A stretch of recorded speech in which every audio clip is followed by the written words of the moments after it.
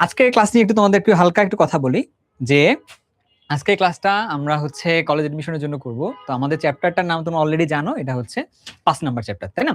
আমাদের 5 number chapter, 5 number চ্যাপ্টারটার মধ্যে কি আছে? রাসায়নিক বন্ধন আছে এখানে, রাসায়নিক বন্ধন। এই চ্যাপ্টারটা আমরা একাডেমিক স্টাইলে পড়বো না, ডেফিনেটলি একাডেমিক স্টাইলে পড়বো না, আমরা পড়বো হচ্ছে এডমিশন স্টাইলে। What do mean by admission style, right? Admission style মানে হচ্ছে এটা যে তুমি লাস্ট মুহূর্তে একটা চ্যাপ্টারকে কত সুন্দরভাবে গুছিয়ে নিলে যে তোমার ওই চ্যাপ্টারের সবগুলো তথ্যগুলো মাথায় থাকবে এবং তুমি কম্পিটিটিভ মাইন্ডসেটে, মানে একদমই যখন তুমি খুব প্রেশারের মুহূর্তে আসো ওই সময়ও তুমি ভালোভাবে একটা সাপোর্ট দিতে পারবা, সেখান থেকে তোমার ভালো একটা ইনপুট দিতে পারবা এবং তুমি পরীক্ষাটা ভালোভাবে দিতে পারবা।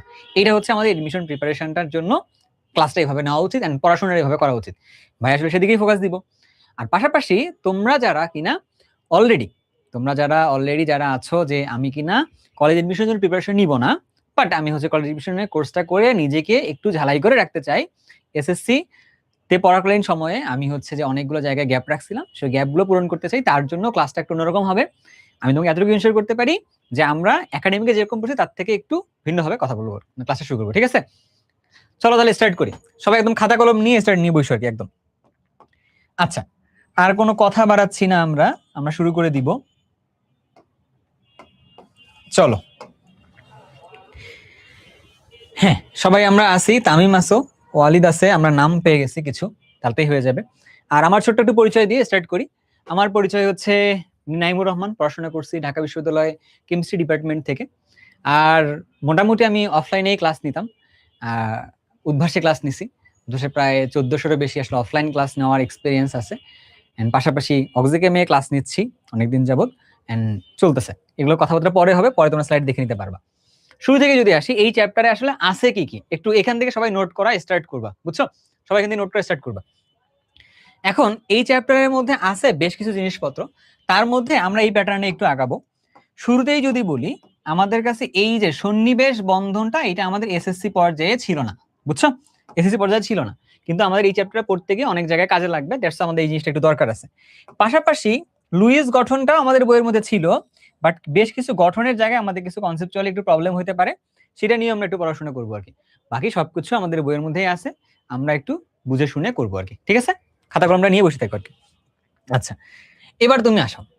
সবার আগে যদি আমরা বলি যে ভাইয়া বন্ধন জিনিসটা কাকে বলে, সবার আগে যদি বলি বন্ধন জিনিসটা বলতে কাকে বলে, এটা নিয়ে আমাদের স্টার্ট করা উচিত, তাই না? হ্যাঁ, তো চলো দেখি আমরা কি হয়। বন্ধনের মধ্যে যদি আমরা যাই, একদমই বেসিক লেভেল থেকে যদি স্টার্ট করতে চাই, তাহলে বলি আমরা কি কি বন্ধন আসলে এই পর্যন্ত পড়ছি আর কি। আমরা বন্ধন কিছু পড়ছি হচ্ছে সমযোজী বন্ধনের কথা পড়ছি, তাই না? সমযোজী বন্ধনের কথা বলছি, ঠিক আছে? তারপরে 2 নম্বরে হচ্ছে আমরা আয়নিক বন্ধনের কথা পড়ছি, তাই না? আয়নিক বন্ধনের কথাবার্তা পড়ছি, আয়নিক বন্ধন। আমরা 3 নম্বরে ধরো ধাতব বন্ধনের কথাবার্তা বলছি আর কি, তাই না? সন্নিবেশ সমযোজী বন্ধন একটু পরে বলি, যেহেতু আমাদের কাছে ওইটা নাই, একটু হালকা পাতলা ভাবে পড়তে হবে, পড়বো, এটা সমস্যা নেই। সবার আগে স্টার্ট করি আমরা এখান থেকে, সমযোজী বন্ধনে এখান থেকে আমরা স্টার্ট করি। তাহলে সমযোজী বন্ধন এই ব্যাপারটা আবার কাকে বলে? তো আমরা এখানে যাওয়ার আগে ছোট্ট একটু ভাবে আমাদের পর্যায় সারণী যেটা আছে, পর্যায় সারণী, তো পর্যায় সারণীর মধ্যে কিছু মৌলের নাম নিয়ে আসবো আর কি। এই ভদ্রলোকের নাম হচ্ছে হাইড্রোজেন, হ্যাঁ। আবার এই ভদ্রলোকের নাম হচ্ছে ফ্লোরিন, এই ভদ্রলোকের নাম ধরো হচ্ছে সোডিয়াম। 3টা আছে। এখন যদি তোমাকে আমি ক্যাটাগরি করতে বলি যে ভাইয়া তুমি এদেরকে ক্যাটাগরি করে একটু আলাদা করে রাখো, তুমি দেখতে পারবা একটা ক্যাটাগরি করতে পারবা, এইভাবে একটা ক্যাটাগরি করতে পারবা যে ভাইয়া আপনি যে 3টা লিখছেন তার মধ্যে এই 2টাকে আপনি বলতে পারেন হচ্ছে অধাতু বলতে পারেন, অধাতু বলতে পারেন, আর এইটাকে আপনি হচ্ছে ধাতু বলতে পারেন। কেন ধাতু কেন বলতে পারি? যারা কিনা আসলে ইলেকট্রন ত্যাগ করতে পারে, তাই না, ওদেরকে আমরা কি বলি? ধাতু বলি। আর যারা ইলেকট্রন গ্রহণ করে সাধারণত, ওদেরকে আমরা হচ্ছে অধাতু বলি, রাইট? কোনো সমস্যা নেই। আচ্ছা, তাহলে এবার তুমি কথার মধ্যে আসো। যখনই আমি সমযোজী বন্ধনের কথাটা বলতে যাই, তখন শুধুমাত্র আমাদের কাজ করে কি? শুধুমাত্র কাজ করে হচ্ছে অধাতু, আর কাজ করে হচ্ছে অধাতু কাজ করে, এখানে ধাতুর ব্যাপার স্যাপারটা নেই। তাহলে অধাতুর সাথে অধাতু। এখন অধাতুর মধ্যে আমি একটা অধাতু নিলাম, ধরো হাইড্রোজেন হচ্ছে একটা অধাতু নিছি, হাইড্রোজেন একটা হচ্ছে আমি অধাতু নিছি। তাহলে এই হাইড্রোজেনটার বাইরে কি আছে? এই হাইড্রোজেনটার বাইরে ইলেকট্রন আছে, এই হাইড্রোজেনের বাইরে ইলেকট্রন আছে। কয়টা ইলেকট্রন আছে? এই হাইড্রোজেনটার বাইরে ইলেকট্রন আছে হচ্ছে, এখানে আছে হচ্ছে একটা ইলেকট্রন, এখানে আছে হচ্ছে একটা ইলেকট্রন, তাই না? তাহলে এখন এই অধাতুগুলোর ব্যাপারটা কি, ওরা ইলেকট্রন ত্যাগ করতে চায় না, রেদার দেন ইলেকট্রন গ্রহণ করতে পারে, অথবা ওরা যখন বন্ধন গঠনে যায় তখন ওরা কি ইলেকট্রনটাকে শেয়ার করে। এখন আমি এখানে একটা প্রশ্ন করব, সবাই মনোযোগ দিয়ে শুনবা, দেন প্রশ্নটা উত্তর দিবা আমারে।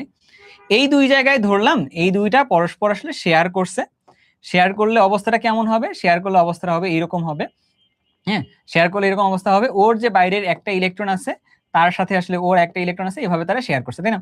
তো ধরলাম এইটা হলো আমাদের কাছে ওই হাইড্রোজেনটা, এটা হলো হাইড্রোজেনটা, ওর একটা ইলেকট্রনের সাথে ইলেকট্রন আসলে শেয়ার করছে, শেয়ার করে একটা সমযোজী বন্ধন তৈরি করছে। প্রশ্ন হইল এইটা কি ইলেকট্রনের মানে শেয়ার, নাকি এইটা আসলে কিসের শেয়ার? আমি বললাম যে শেয়ার, তো শেয়ারটা আসলে কিসের শেয়ার তোমরা একটু অ্যান্সার করবা, শেয়ারটা কিসের শেয়ার? এক নাম্বার হচ্ছে ইলেকট্রনের শেয়ার, এক নাম্বার হচ্ছে ইলেকট্রনের শেয়ার, দুই নাম্বার কথা হচ্ছে অরবিটালের শেয়ার, দুই নাম্বার কথা হচ্ছে অরবিটালের শেয়ার, অরবিটাল শেয়ার, তিন নাম্বার কথা হচ্ছে, তিন নাম্বার কথা হচ্ছে অরবিটের শেয়ার, অরবিটের শেয়ার। একটু আমাকে একটু বলো যে শেয়ার তো করছে বাট এটা কিসের শেয়ারের কথা বলতেছে, এটা একটু আমারে বলো। শেয়ার তো করছে বাট কিসের শেয়ারের কথা বলছে এইটা একটু আমারে বলো, তাহলে আমরা একটু দেখি বুঝি একটু আর কি। কিসের শেয়ার? দেখো আমরা কিন্তু এসএসসি পর্যায়ে পড়াশোনা করতেছি, আমিও জানি তুমিও জানো, কিন্তু আমরা হচ্ছে এসএসসি পার করে ইন্টারমিডিয়েটে উঠবো, তো এসএসসি আর ইন্টারমিডিয়েটটা সেম না, এসএসসি থেকে বেশ কিছু কনসেপচুয়ালি অ্যাডভান্স পড়াশোনা করা লাগবে তোমার হচ্ছে ইন্টারমিডিয়েটে গিয়ে। তো দ্যাটস আমরা ওইভাবে এসএসসি থেকে ইন্টারমিডিয়েট যাওয়ার যে জার্নিটা এটাও আসলে একটু ডিজাইন করবো আর কি এখানে, বুঝছো? কোনটা বলো তো এখানে? ক্লাস স্টুডেন্টগুলো তোমরা কোথায় পাবা? তোমরা হচ্ছে এইচএসসি ক্র্যাকারস ওয়েবসাইটে গিয়ে এই কোর্সটা পেয়ে যাবা, ওইখানে ক্লাস স্টুডেন্টটা পেয়ে যাবা, কোনো সমস্যা নেই। কোনটা বলো তো? এখানে যদি আমরা শেয়ার হিসাব নিকাশ করে দেখি, যে ধরলাম এখানে বলছি এই ইলেকট্রনটা শেয়ার, এর ইলেকট্রনটা শেয়ার করছে, বাট ইলেকট্রনটা আবার কই থাকে? অরবিটালে থাকে, তাই না? তো মানে অরবিটালটাই তো আসলে ইলেকট্রনের কথা বলতেছে, তো ইলেকট্রনটা তুমি আলাদা করে তো একটা দুটো করে এভাবে কাউন্ট করতে পারতেছো না, ইলেকট্রনটা একটা ক্লাউড হিসেবে কাউন্ট করো, যে জায়গায় ইলেকট্রন পাওয়ার সম্ভাবনা সবচেয়ে বেশি ওটাকেই বলতেছি আসলে অরবিটাল বলতেছি। সো টু সাম এক্সটেন্ট এইটা আসলে অরবিটালের শেয়ার এবং হচ্ছে ইলেকট্রনের শেয়ার। কটা শেয়ারের কথা বলছি? কোনটা কোন শেয়ারের কথা বলছি বলো তো? অরবিটালের শেয়ার আর হচ্ছে ইলেকট্রনের শেয়ার, দুইটাই সেম কথা। তোমরা এসএসসি পর্যায়ে শিখতেছো এটা, যে এইখানে ইলেকট্রন গুলো পরস্পর শেয়ার করছে, বা যখন তুমি আসলে ইন্টারমিডিয়েটে গিয়ে উঠবা তখন আসলে তুমি দেখবা এটা আসলে ইলেকট্রনের শেয়ার থেকে আরেকটু অ্যাডভান্সে পড়তে গেলে এটা হচ্ছে অরবিটালের শেয়ার হয়েছে। এখানে কিসের শেয়ার হয়েছে? অরবিটালের শেয়ার হয়েছে। কিরকম কিরকম শেয়ারটা তোমাকে চাইলে হালকা করে বলে রাখতে পারি। এই যে ইলেকট্রনটা যেটা আছে এটা আসলে কি? এটা হচ্ছে 1s, তাই না? এখানে যে ইলেকট্রনটা আছে এটাও কি আসলে 1s, তাহলে এই 1s আর হচ্ছে এই 1s এদের মধ্যে আসলে তোমার শেয়ারটা মূলত ঘটছে। তাহলে কার মাঝখানে শেয়ারটা হয়েছে? অরবিটালের মাঝে আসলে শেয়ারটা হয়েছে। তাহলে ইলেকট্রনের শেয়ার বললেও সমস্যা নেই, অরবিটালের শেয়ার বললেও সমস্যা নেই। তাহলে এবার আমরা চলো একটা ছোট্ট কথা বলি, যে ভাইয়া এই হাইড্রোজেনের সাথে তাহলে কিসের শেয়ার হলো? ইলেকট্রনের শেয়ার, অথবা আমরা বলতে পারি অরবিটালের শেয়ার হয়েছে। তো শেয়ার করে এখানে তারা একটা বন্ধন তৈরি করছে, এই বন্ধনটার নাম আমরা বলতেছি হচ্ছে সমযোজী বন্ধন বলতেছি। তাহলে সমযোজী বন্ধন আসলে কাকে বলি আমরা? সমযোজী বন্ধন আমরা কাকে বলি? সমযোজী বন্ধন আমরা সেটাকে বলতেছি যেখানে কি অবস্থাটা হয়, যে দুইটা অধাতু থাকে, সেই অধাতুগুলো সর্ববহিস্থ স্তরের ইলেকট্রন, সর্ববহিস্থ স্তরের যে ইলেকট্রনটা আছে তারা পরস্পর শেয়ার করছে, তো ইলেকট্রনের শেয়ার। অথবা তুমি যদি এটা না বলে আরেকটু যদি অ্যাডভান্স বলো তখন কি বলতে পারো, যে ওইখানে যে অরবিটাল গুলো ছিল সেই অরবিটাল গুলো পরস্পর শেয়ারের মাধ্যমে যে বন্ধন তৈরি করছে সেটা হচ্ছে আমাদের কাছে সমযোজী, মানে শেয়ারের মাধ্যমে যে বন্ধন তৈরি করে তাকে বলছে সমযোজী বন্ধন বলে আর কি। ব্যাপারটা ক্লিয়ার কিনা? বুঝছো সবাই? বলো বুঝছো? ক্লিয়ার তো? ক্লিয়ার তো? হ্যাঁ হ্যাঁ, শিওর, ঠিক আছে।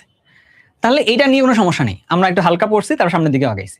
এবার কথা হইলো যে এখানে ছোট্ট একটা ব্যাপার, তাহলে ভাইয়া এইখানে সমযোজী বন্ধনের মাধ্যমে যে যৌগটা তৈরি হয়েছে, সমযোজী বন্ধনের মাধ্যমে এইখানে একটা ধরো যে H2 আছে, তাই না? তাহলে আমরা এটারে একটা কি বলতে পারি? এটারে আমরা বলতে পারি হচ্ছে সমযোজী যৌগ বলতে পারি, সমযোজী যৌগ বলতে পারি। সমযোজী বন্ধনের মাধ্যমে তৈরি যৌগটাকে আমরা কি বলতে পারি? সমযোজী যৌগ বলতে পারতেছি, তাই না? ওকে, এখন এখানে আমরা আরেকটা এক্সাম্পল নিয়ে কাজ করব, একটু সামনের দিকে একটু মুভ করতে হবে। একটু আমরা আরেকটা এক্সাম্পল নিয়ে কাজ করি। ধরো আমরা একটু আগে বললাম হাইড্রোজেন আছে সমযোজী বন্ধন, রাইট? ওকে, এন্ড হাইড্রোজেনের বাইরে আমি এখানে দিলাম হচ্ছে ফ্লোরিনটা দিলাম, একটু আগে যেটা লিখলাম। তাহলে এইটাও কি হইছে? এর বাইরের শেলে ইলেকট্রন ছিল একটা, এর বাইরের শেলে ইলেকট্রন ছিল কয়টা? একটু কমেন্ট করো তো যে ফ্লোরিনের বাইরের শেলে আসলে কয়টা ইলেকট্রন ছিল? আমি তো ধরে নিচ্ছি যে তোমরা মনে হয় জানো আগের থেকে, তাই না? তো তোমাদের একটু বলা দরকার ফ্লোরিনের বাইরের শেলে আসলে কয়টা ইলেকট্রন আছে, একটু আমাকে কেউ বলো। বলো, ফ্লোরিনের বাইরের শেলে কয়টা ইলেকট্রন আছে? ফ্লোরিনের বাইরের শেলে কয়টা ইলেকট্রন আছে? 7টা, তাই না? তাহলে 7টা যদি ইলেকট্রন থাকে, 7টা ইলেকট্রনকে আমরা কেমন লিখতে পারি? ধরো যে 7টা ইলেকট্রনকে আমরা এইভাবে লিখতেছি, 7টা ইলেকট্রনকে আমরা এইভাবে লিখছি, এখানে লিখলাম হাইড্রোজেন, এর এখানে একটা ইলেকট্রন। তাহলে এই একটা ইলেকট্রনের সাথে ইলেকট্রনের শেয়ারটা করছি আমরা, করে এখানে একটা যৌগ তৈরি করছে, তার হচ্ছে সমযোজী যৌগ আর কি। বাট এই দুইটা যৌগের মধ্যে ছোট্ট একটু প্যাটার্ন খেয়াল করা যায়। হ্যাঁ, ছোট্ট একটা প্যাটার্ন খেয়াল করা যায়। এই জায়গায় যে হাইড্রোজেনটা আছে, এই জায়গায় যে হাইড্রোজেন আছে, দুইটা আসলে সেম, তাই না? বাট এইখানে যদি খেয়াল করা যায়, এই হাইড্রোজেন এবং এই ফ্লোরিনের মধ্যে একটা ঝামেলা আছে। এই ফ্লোরিনটার এই ইলেকট্রনটা নিজের দিকে টেনে নেওয়ার যে ক্ষমতাটা, এটা কেমন? এটা হচ্ছে বেশি। তাহলে ও যদি ইলেকট্রনটা নিজের দিকে টেনে নেয়, তাহলে সেক্ষেত্রে এর দিকে একটু বেশি মাইনাস মাইনাস ভাব হয়ে যাবে। তাহলে এটা হচ্ছে ডেল্টা মাইনাস, এর থেকে ইলেকট্রন টেনে নিছে, তাহলে এটা হচ্ছে delta plus, right? But same ভাবে এইটাকে তুমি ডেল্টা প্লাস মাইনাস বলতে পারতেছো না। তার মানে এইখানে প্লাস মাইনাস মানে আংশিক ধনাত্মক আংশিক ঋণাত্মক অবস্থার সৃষ্টি হয়েছে, আংশিক ধনাত্মক এবং আংশিক ঋণাত্মক অবস্থা সৃষ্টি হয়েছে, আংশিক ঋণাত্মক অবস্থা সৃষ্টি হয়েছে, ঋণাত্মক হয়েছে। তাহলে যদি এই অবস্থা হয়, আংশিক ধনাত্মক আংশিক ঋণাত্মক যদি অবস্থাটা তৈরি হয়, তখন আমরা ওইটাকে কি বলতেছি বলতো?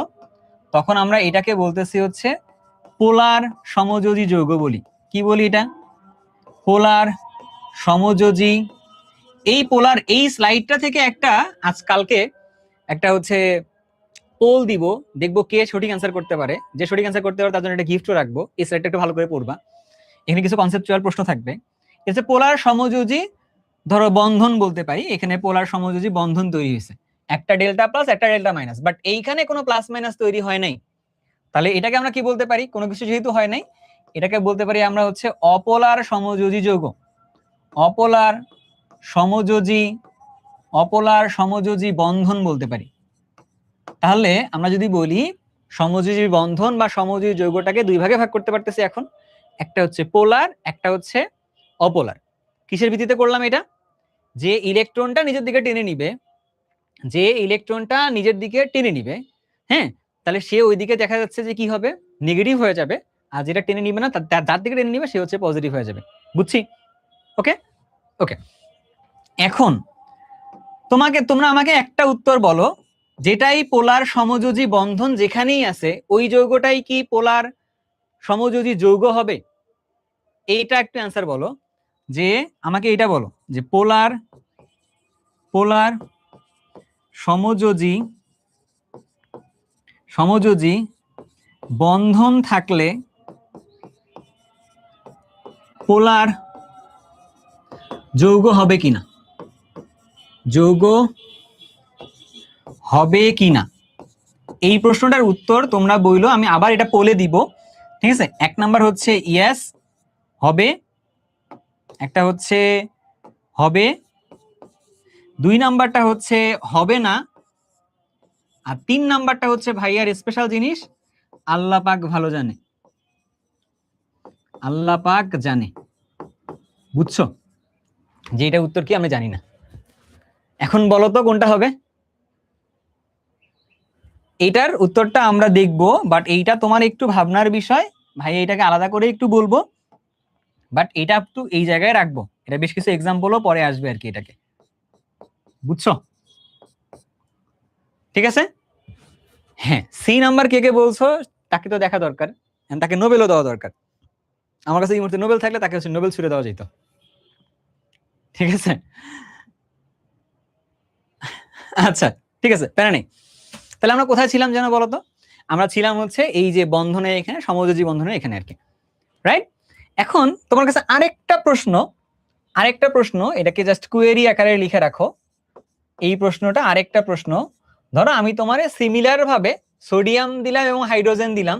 সোডিয়ামের বাইরের শেলটা যদি নেই, এর মধ্যেও একটা ইলেকট্রন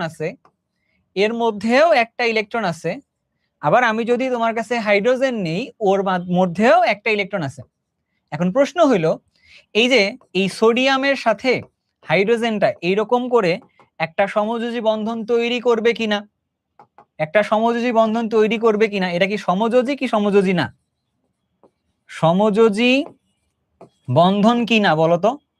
বন্ধন, এটা কি অ্যান্সার হবে কি ইয়েস অর নো? ঠিক আছে, ইয়েস হইলে ইয়েস বলো, নো হইলে নো বলো আর কি, ঠিক আছে? এটা সমযোজী বন্ধন কিনা। যদি না হয় তাহলে কেন না, এটাও জানা লাগবে একটু। এখন দেখো, কম্পিটিশনের জন্য আমরা পড়তেছি, রাইট? বি কেয়ারফুল, এটা একাডেমিক ক্লাস না, আমি বলছি এটা কম্পিটিশনের জন্য পড়তেছি আমরা। নটর ডেমে তোমাকে কি আসলে নেয়ার জন্য বসে আছে? না, তোমাকে বাদ দেওয়ার জন্য বসে আছে। কম্পিটিশনের একটা থাম্ব রুল হলো, কাউকে নেয়ার জন্য কম্পিটিশনটা হয় না, কতগুলো উপায়ে তোমাকে বাদ দেওয়া যায়, সবগুলো উপায় আসলে ওই কোশ্চেন সেটে রেখে দেওয়া হয় আর কি। তাহলে যতগুলো উপায় তোমাকে বাদ দিতে পারে, তো সবগুলো উপায়ে আমরা কাজ করব কনসেপচুয়ালি আর কি, এরকম, বুঝছো? এখন তোমরা আমার এটা বলো যে এটা কেন হবে না। এখন একজন বলছো যে ভাইয়া এটা হইলো মেটাল, মানে ধাতু। আচ্ছা, ইংরেজি ভাষণ কেউ থাকলে বইলো, এটা হচ্ছে আমাদের কাছে ধাতু, এটা হলো আমাদের কাছে অধাতু, এই জন্য হবে না। আচ্ছা, ধাতু অধাতু হইলেই কি হবে না ব্যাপারটা এরকম, নাকি অন্য কোনো এক্সপ্লেনেশন একটু দিতে পারবা? সোডিয়াম আছে আর এটা আছে, রাইট? এখন এইটার মধ্যে কি এমন জিনিস, মানে প্রপার্টিজ আছে যার জন্য আমাদেরকে এটা সমযোজী হবে না, আমাদেরকে আয়নিকের দিকে নিতে হবে? এটা অ্যান্সারটা হচ্ছে বিগ নো, তাই তো? বড় নো। কেন এরকমটা হবে না, মানে কেন এই জিনিসটা আমাদের কাছে সমযোজী বন্ধনটা তৈরি করবে না, কেন আয়নিকটা তৈরি করবে? কি অ্যান্সার বলবো? হ্যাঁ, ধাতু অধাতু তাই এই জন্য না। মাথায় রাখবে, একটা ছোট্ট একটা লাইন লিখে নাও খাতার মধ্যে, একটা লাইন তোমাদের খাতার মধ্যে বর্ডার করা আছে না, ওই জায়গাটায় তোমরা একটু কষ্ট করে একটু নোট লিখে নাও, লেখো যে এনবি বা নোটা, মানে বিশেষ দ্রষ্টব্য দিয়ে লেখো আর কি, একটা সুন্দর করে একটা নোট লিখো। কি জন্য লিখতে বলছি এরকম, যে পিওরলি আয়নিক কম্পাউন্ড, মানে একদমই বিশুদ্ধ আয়নিক যৌগ, এটা আসলে এরকম করে হয় না। প্রত্যেকটা যৌগের মধ্যে তোমার কিছু না হইলেও সমযোজী বৈশিষ্ট্য আসলে থাকে, বুঝছো? এটা তুমি ইন্টারমিডিয়েটে উঠলে আমরা এটা আস্তে আস্তে ধীরে ধীরে ধীরে পড়াবো, কোনো সমস্যা নাই। বাট আগে তোমাকে বলতেছি কি, যে এই জিনিসটা মাথায় রাখো, যে এটার মধ্যে যে আসলে সমযোজী চরিত্র নাই বা সমযোজী ক্যারেক্টারটা নাই, এটা কিন্তু ভুল কথা, আছে বাট কম পরিমাণে আছে, বুঝছো? বাট এটার মধ্যে আয়নিক বৈশিষ্ট্যটা আসলে বেশি আছে। এন্ড প্রশ্ন হলো, এর মধ্যে আয়নিক বৈশিষ্ট্যটা বেশি কেন? আয়নিক বৈশিষ্ট্য বেশি হওয়ার কারণ হচ্ছে কি, এইটা ধাতু একটা, তাহলে এটা ধাতু যদি হয় তার মানে ওর ক্ষেত্রে কি আছে, ওর মধ্যে আয়োনাইজেশন এনার্জি, আয়োনাইজেশন এনার্জি মানে কি আয়নীকরণ শক্তি, এইটা কেমন? এর মধ্যে আয়োনাইজেশন এনার্জিটা হচ্ছে কত বলতো? এক্সট্রিমলি লো, মানে খুবই খুবই কম, ঠিক আছে? আবার এর মধ্যে ইলেকট্রনটা যদি, মানে এর ক্ষেত্রে যদি চিন্তা ভাবনা করে দেখো, আবার এর মধ্যে ইলেকট্রন গ্রহণ করার যে প্রবণতা, তাহলে ইলেকট্রন অ্যাফিনিটি বলে, ইএ দিয়ে প্রকাশ করতেছি, এইটা আবার ধরো যে এর তুলনায় কম্পারেটিভলি হাই, তার মানে এ ইলেকট্রন সহজে দান করতে পারে আর ও ইলেকট্রনটা হচ্ছে কম্পারেটিভলি সহজে গ্রহণ করতে পারে। তাহলে ওই চিন্তা না করে দেখা যায় যে কি ভাই, এটা ইলেকট্রন শেয়ারের কনসেপ্টের তুলনায় ওরা আসলে ইলেকট্রন দান গ্রহণ এই কনসেপ্টে বেশি যাচ্ছে। আর ইলেকট্রন দান গ্রহণ করতে গেলে ও আসলে একটা পরমাণু থাকে না, ও একটা আয়নে পরিণত হয়। ও গ্রহণ করলে একটা পরমাণুতে থাকে না, ও একটা আয়নে পরিণত হয়।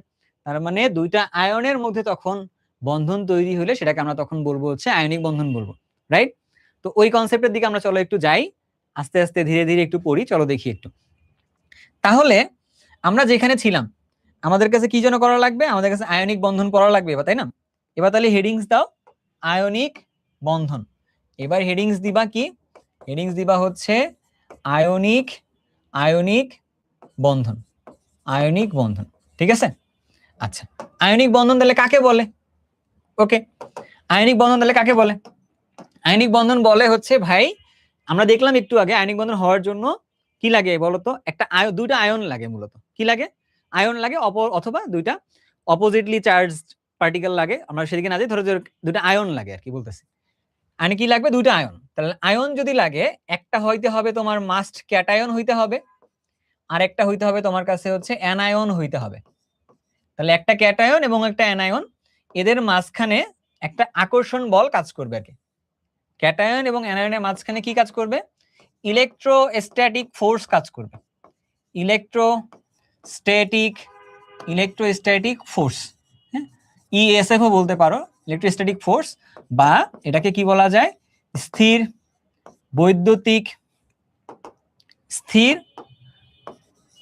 বৈদ্যুতিক আকর্ষণ বল।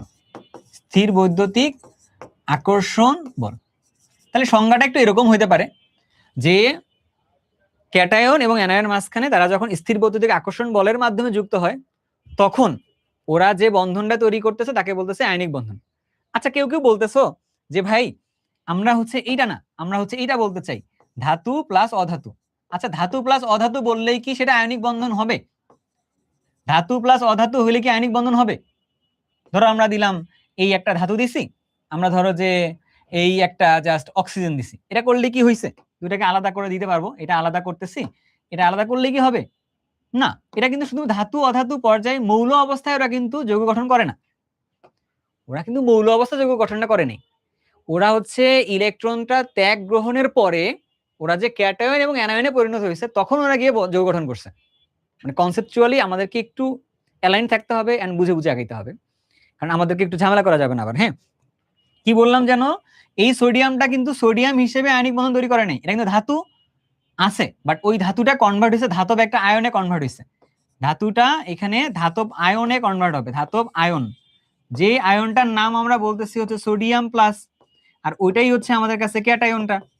তুমি বইয়ের মধ্যে ভালো করে খেয়াল করে দেখবা, ওটাকে ধাতু এবং অধাতু মিলে আয়নিক যৌগ গঠন করে, ব্যাপারটা কিন্তু এমন টাইপের না। ধাতব আয়নের সাথে অধাতব একটা আয়ন, অর্থাৎ ক্যাটায়ন এবং অ্যানায়ন গুলা পরস্পর সাথে মিলে, বুঝছো, একটা আয়নিক যৌগ তৈরি করতেছে আর কি। হ্যাঁ, তাহলে এইটা এখানে না, আর এইটার ক্ষেত্রে কি হয়েছে, এটার ক্ষেত্রে হচ্ছে তোমার অধাতু। তাহলে এই অধাতুটার একটা অধাতব আয়ন লাগবে, অধাতুর একটা অধাতব একটা আয়ন লাগবে, এটাকে অ্যানায়ন বলতেছি, O2 মাইনাস, এটা হচ্ছে অ্যানায়ন বলতেছি। তাহলে এই ক্যাটায়ন এবং অ্যানায়নের মধ্যে যে আকর্ষণ বল কাজ করতেছে তার নাম হচ্ছে এইটা, ওইটা যে যে বন্ধন তৈরি করছে তার নাম হচ্ছে আয়নিক বন্ধন। তোমাদের কাছে একটা প্রশ্ন করব, প্রশ্নটা খাতার মধ্যে তোমরা লিখবা, আমি লিখবো না আর কি। হ্যাঁ, নোটটা বলছিলাম যে 100%, একটু আগে যেটা বলছিলাম যে 100% হচ্ছে যে আয়নিক যৌগ এক্সিস্ট করে না, এর মধ্যে কিছুটা হইলেও সমযোজী বৈশিষ্ট্য আছে, এটা নোট করতে বলছিলাম। একটা কি প্রশ্ন করব, সবাই কি প্রশ্নটা উত্তর দিবা? এখন গেট রেডি। একটা প্রশ্ন করব, প্রশ্নটা কি প্রশ্ন করব ভুলে গেছি, প্রশ্ন করব একটা, বলো ইয়েস অর নো, থাকলে চলো প্রশ্ন করি আমরা।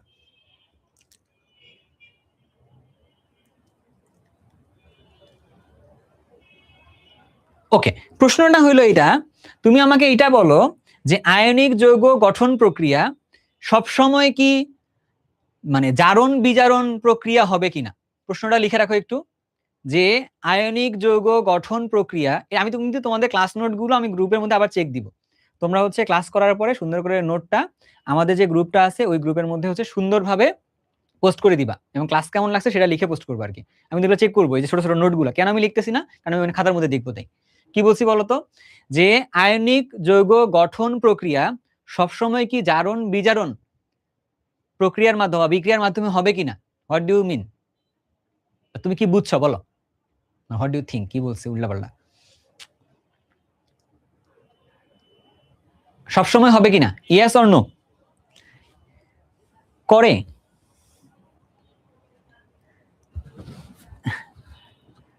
বলো তো, সবাই বলছে যে হ্যাঁ সব সময়ের জন্যই এটা হচ্ছে জারণ বিজারণ প্রক্রিয়া হবে, রাইট? সবাই clear? Stay on your words. এবার তাহলে তুমি একটু কথার মধ্যে আসো, আমরা তাহলে এক এক করে লিখি একটু। ধরো আমি হচ্ছে তোমারে বললাম সোডিয়াম ক্লোরাইড, এখানে কেমনে হয়েছে, সোডিয়াম প্লাস Cl মাইনাস, তাহলে ধাতুর থেকে আসছে অধাতু থেকে আসছে, এ যে ইলেকট্রনটা ত্যাগ করছে ধরলাম, ওই ইলেকট্রনটা ওই গ্রহণ করছে ধরলাম, এটা একটা তোমাদের মতো করে ধরলাম। 2 নাম্বার কথা বললাম যে ভাই সোডিয়ামের সাথে অক্সিজেন দিছি, এরাও ধরলাম, সমস্যা নেই। বাট 3 নাম্বার কথা কি কেউ আমারে বলতে পারবা যে এইটা তুমি কেমনে জাস্টিফাই করবা? তুমি কি এইটা আমাকে জাস্টিফাই করতে পারবা? এই অ্যামোনিয়াম ক্লোরাইডটা, এটার মধ্যেও তো আসলে আয়নিক বন্ধন আছে, কিন্তু প্রবলেম হইলো কি এটার মধ্যে ধাতু নাই। আর ধাতু নাই মানে ইলেকট্রন ত্যাগ করে নাই, ইলেকট্রন ত্যাগ করে নাই মানে জারণ নাই। তার মানে এটা তো কিন্তু আবার আয়নিক বন্ধন, এটা ট্রু, বাট এটা তো আসলে জারণ বিজারণ প্রক্রিয়া তৈরি হয় নাই। কথা বুঝতে পারছো জিনিসটা? বলো।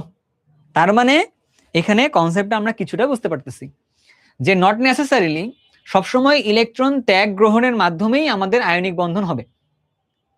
এখানে একটা জিনিস মাথায় রাখতে হবে, আমি কিন্তু বেশ কিছু কথাবার্তা একটু ডিপলি বলার চেষ্টা করতেছি, আমাদের আস্তে আস্তে ম্যাচিউরও হওয়া লাগবে, তাই না? ইন্টারমিডিয়েট যেহেতু উঠতেছি আমরা। হ্যাঁ, সো আমরা কি বলতেছিলাম যে দেখো, ও আচ্ছা, তোমাদের একটা কথা বলি, ভাবতে পারো যে ভাই এই প্রশ্নগুলো কেন করতেছি না করতেছি। আমি আমার এনডিসি তে ভর্তি পরীক্ষার সময়কার একটা এক্সপিরিয়েন্স বলি। এমন একটা প্রশ্ন আসছে, এটা আসলে আমাদের বইতে ওই সময় ছিল না, তো আমি আজকে তোমাদের ক্লাসে আবার ওটাও বলবো, সমস্যা নেই কোনো। সো অ্যান্ড আমার কাছে মনে হয়েছে যে একটু বাড়তি পড়াশোনা করা দরকার আছে একটি, নট নেসেসারিলি শুধুমাত্র নিজের বইয়ের পড়াশোনাটা এরকমটা, বুঝছো? আচ্ছা, এখন যে কথাটা বলতেছিলাম যে শুধুমাত্র ধাতু অধাতু দিয়েই যে আয়নিক বন্ধন তৈরি হয় ব্যাপারটা এমন টাইপের না, কখনো অন্য কিছু দিয়েও হইতে পারে আর কি। তাহলে এখন তুমি আমার একটু বলো যে আয়নিক বন্ধন কিভাবে কিভাবে তৈরি হইতে পারে। আয়নিক বন্ধন তৈরি হওয়ার জন্য আমরা বলতে পারি কেস ওয়ান, আমরা কি কয়েকটা কেসে ভাগ করতে পারি, ধরো কেস ওয়ান লিখতেছি আলাদা করে। একটা কেস হইলো ক্যাটায়ন, ক্যাটায়ন প্লাস অ্যানায়ন, এইটা একটা আয়নিক বন্ধন এখানে হইতে পারে। এক্সাম্পল হচ্ছে সোডিয়াম প্লাস সিএল মাইনাস। আবার আমরা বলতে পারি কেস টু, এটাতে বলতে পারি, সরি, আচ্ছা, এটাতে বলতে পারি ক্যাটায়ন আছে, এটাতে বলতে পারি ধরো ক্যাটায়ন আছে, তার সাথে হচ্ছে আমরা অ্যানায়ন দিছি, কোনো তো ঝামেলা নাই, বাট ক্যাটায়ন হিসেবে আমরা নিতেছি হচ্ছে একটা যৌগমূলক NH4 প্লাস, আর নিচি অ্যানায়ন হিসেবে একটা অধাতুর থেকে নিচি একটাকে, এটাও একটা কেস হইতে পারে। আবার ধরো আরেকটা কেস যদি আমরা ডেভেলপ করি, তাহলে ধরো যে কেস 3, আমরা আরো কিছু বানাইতে পারবো, পরে আমরা যাবো আর কি, এটা বইয়ের মধ্যে আমাকে ভাগ করে দেওয়া নেই, বুঝছো? কিছু নোট ভাইয়া করে দিচ্ছি, এগুলো ভাইয়ার নোট করে দিচ্ছি, এগুলো বইয়ের মধ্যে আমরা ভাগ করে দিয়ে দেওয়া নেই। আর এটা করতে পারি দুইটাই যৌগমূলকের মাধ্যমেও তোমাদের কাছে কি হতে পারে, আয়নিক যৌগটা হতে পারে। তাহলে আয়নিক যৌগ নট নেসেসারিলি আমাদের কাছে শুধুমাত্র ধাতু অধাতু দিয়ে হবে, আমাদের কাছে এর থেকে বাড়তিও কিছু হইতে পারে। কিভাবে সেটা? সেটা হচ্ছে আমাদের কাছে হওয়ার জন্য আছে হচ্ছে যৌগমূলক আছে, যদি বা জটিল যৌগ আছে ওটা আমরা ইন্টারমিডিয়েটে পড়বো, এটা আমরা এখন পড়বো না, বুঝছো? সো তোমাকে যদি বলে নিচের কোনটি আয়নিক যৌগ, এরকম একটা ছোট্ট প্রশ্ন হইতে পারে, বিগত বছরের প্রশ্ন আসলে দেখাবো, ঠিক আছে?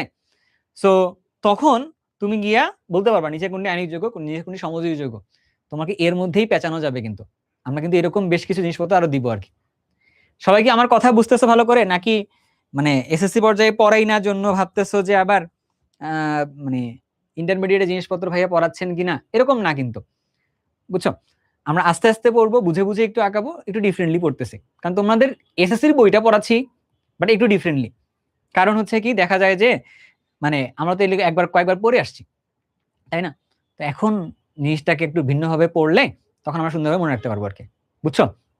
ওকে, সব ঠিক আছে? সবাই কি বুঝতে পারতেছো পড়াশোনা? তাহলে আমরা কি পরের স্টেপে যাব?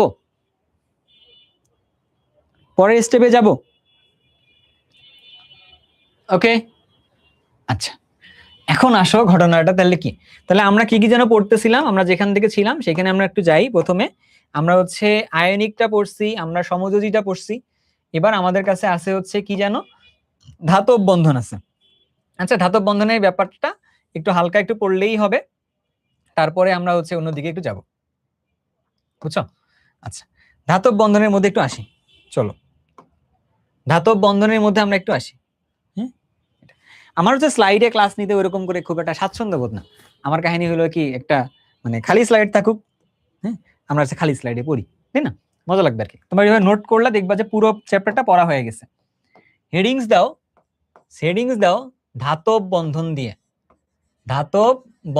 হেডিংস দাও। ধাতব বন্ধনটা কেমনে তৈরি হয়, এটা নামের মধ্যেই সব কথাবার্তা আছে যে ধাতুর মধ্যে বন্ধন হবে, তাই না? সো যদি আমরা চিন্তা করি যে ধাতু আছে, ওই ধাতু ধাতু ধাতু মিলেই যে বন্ধন তৈরি করে তাকে বলছি ধরো ধাতব বন্ধন বলতেছি। এখন ভাইয়া এটা কিভাবে তাহলে থাকবে, ধাতু সমূহ যদি ইলেকট্রন ত্যাগ করে যখন, তখন ওর মধ্যে কি থাকে, ওর নিউক্লিয়াসটা থাকে ধরো প্লাস, এটা হচ্ছে অবস্থা, ইলেকট্রনটা আছে এখানে। তাহলে এইরকম একটা অবস্থা আমাদের কাছে কতগুলো থাকতে পারে, একটা মানে একটা ধাতুর বারের মধ্যে যদি চিন্তা ভাবনা করে দেখি অনেকগুলো থাকতে পারে, তাই না? তো কাইন্ড অফ এখানে আমরা বলতে পারি এখানে কি আছে, ইলেকট্রনের ধাতুর কোর আছে, বা ধাতু বইয়ের মধ্যে ধাতুর শ্বাস বলছে এরকম ভাবে, এরকম তোমাদের বইয়ের মধ্যে ধাতুর শ্বাস বলছে এভাবে। তো তখন তুমি যদি চিন্তা ভাবনা করে দেখো, আমি তো তোমাদের বইটা একবার রিভাইজ দিছি, জানো কিনা তোমরা জানি না, আমি একটা পড়ছি তোমাদের বইটা, কিছু ঝামেলা আছে বাট প্যারা নেই। সো এখানে কি হইলো জিনিসটা, যে এইখানে হচ্ছে এই ইলেকট্রনের একটা সমুদ্র দেখা যেতে পারে, যে ইলেকট্রনটা অনেক বেশি, হ্যাঁ হ্যাঁ লিকুইড মেটালও হয় আর কি। আচ্ছা আমরা আসতেছি ওই জায়গাটাই বলবো, প্যারা নিও না, আমরা কিছু এক্সাম্পলও লিখবো এখানে, সমস্যা নেই। এখানে ইলেকট্রন সি আছে বা ইলেকট্রনের সমুদ্র আছে। তো এই ইলেকট্রন গুলো হচ্ছে কেমন, এরা হচ্ছে যে ডিলোকালাইজড ইলেকট্রন। এই ইলেকট্রন গুলো হচ্ছে ডিলোকালাইজড ইলেকট্রন, বাংলা হচ্ছে সঞ্চারণশীল ইলেকট্রন, মুভ করতে পারে, বুঝছো? এটা এই ইলেকট্রন গুলোর কারণে ধাতুগুলো কেমন হয়, ঘাত সহনীয় হয়, তারপরে হচ্ছে যে এটা বিদ্যুৎ পরিবহন করতে পারে, এরকম ব্যাপার স্যাপারগুলো এখানে জড়িত থাকে আর কি, বুঝছো? আমরা সেদিকে পরে যাবো না আর কি, এই জিনিসগুলো একটু সামনে পড়তে গেলে যাবো। এখন লাস্ট আরেকটা স্লাইড আমরা একটু বানাচ্ছি বা করতেছি এখানে, সেটা হচ্ছে কি, আমরা যদি সমযোজী বন্ধন বা ইংরেজিতে বলে হচ্ছে কোভ্যালেন্ট বন্ড বলে, কোভ্যালেন্ট কম্পাউন্ড বা যৌগ, ঠিক আছে? আমরা ইংরেজিতে লিখে ফেলছি এটা, সরি আমরা বাংলায় লিখি। তো এইটা কি জানো, এটা হচ্ছে আমাদের কাছে সমযোজী যৌগ, এটা হচ্ছে আমাদের কাছে সমযোজী যৌগ, তাই না? আচ্ছা একটু আগে লিখছিলাম, আমরা যদি লিখি আয়নিক যৌগ, তাহলে একটু কিছু করা যায় কিনা দেখি। এখন এইখানে বইয়ের মধ্যে কিছু এক্সাম্পল আছে, এক্সাম্পল গুলো পড়তে হবে, কারণ আমাদের বই থেকেই তো পরীক্ষায় প্রশ্ন আসবে। হ্যাঁ, এটা তাহলে সমযোজী যৌগের ক্ষেত্রে আমি যদি তিনটা কথা বলি, যে সমযোজী যৌগগুলো আয়নিক হয়, গ্যাস হয়, সলিড হয়, লিকুইড হয়, গ্যাস হয়, ঠিক আছে? একজন একটা কমেন্ট দেখে মনে পড়ছে এটা বলার জন্য, দ্যাটস ওয়াই আমি এটাতে আসছি। আচ্ছা একটু দেখো, এটা কি হইতে পারে, এটা সলিড হইতে পারে, সলিড তোমার একটা এক্সাম্পল বইলো, তারপরে এটা হচ্ছে লিকুইড হইতে পারে সমযোজী যৌগগুলোর মধ্যে থেকে, আবার ধরো যে এটা গ্যাস হইতে পারে এটা। আর আয়নিক যৌগগুলো সাধারণত কি হয়, সাধারণত আয়নিক যৌগগুলো সলিড হয়, তবে আয়নিক যৌগগুলো লিকুইডও হইতে পারে, কোনো সমস্যা নেই, সাধারণত সলিড হয়, বাট এটা লিকুইডও হইতে পারে, তাহলে যে লিকুইডও হইতে পারে আমরা লিখতে পারি, বাট গ্যাস হওয়ার জন্য অনেক বেশি তাপমাত্রা লাগবে, তো আমরা সাধারণত ওইখানে লিখতে চাচ্ছি না আর কি। ধরো এগুলো লিখলাম, এটা এক্সাম্পল বলতে হবে যে সমযোজী যৌগ, কিন্তু সেইটা আবার সলিড, সেটা আবার লিকুইড, সেটা আবার গ্যাস, বুঝছো? আবার আয়নিক যৌগ সেটা সলিড এবং লিকুইড, এটা আবার বইয়ের মধ্যে থেকে এক্সাম্পল। তোমাদের এনডিসি ভর্তি পরীক্ষায় এক্সাম্পলের দিকে বেশি ফোকাস দিবা, এটা হচ্ছে এক্সাম্পলের দিকে বেশি ফোকাস দিবা, এক্সাম্পল এর দিকে বেশি ফোকাস দিব আর কি। হ্যাঁ, বেশি ফোকাস দিবে। হ্যাঁ, বারবার বলতেছি কথাগুলা, এগুলো কথা মনোযোগ দিয়ে একটু দেখো, ঠিক আছে? এটা এইবার তুমি একটু আসো, ভালো করে দেখো, এক্সাম্পল বলো দেখি একটু, যে সলিডের জায়গায় কোন কোনগুলো আছে আমাদের কাছে। একটা আছে, এই জিনিসটার নাম কি আমরা কেউ জানি না, কেউ চাইলে এটা বলতে পারো, এই ভদ্রলোকটার নাম কি,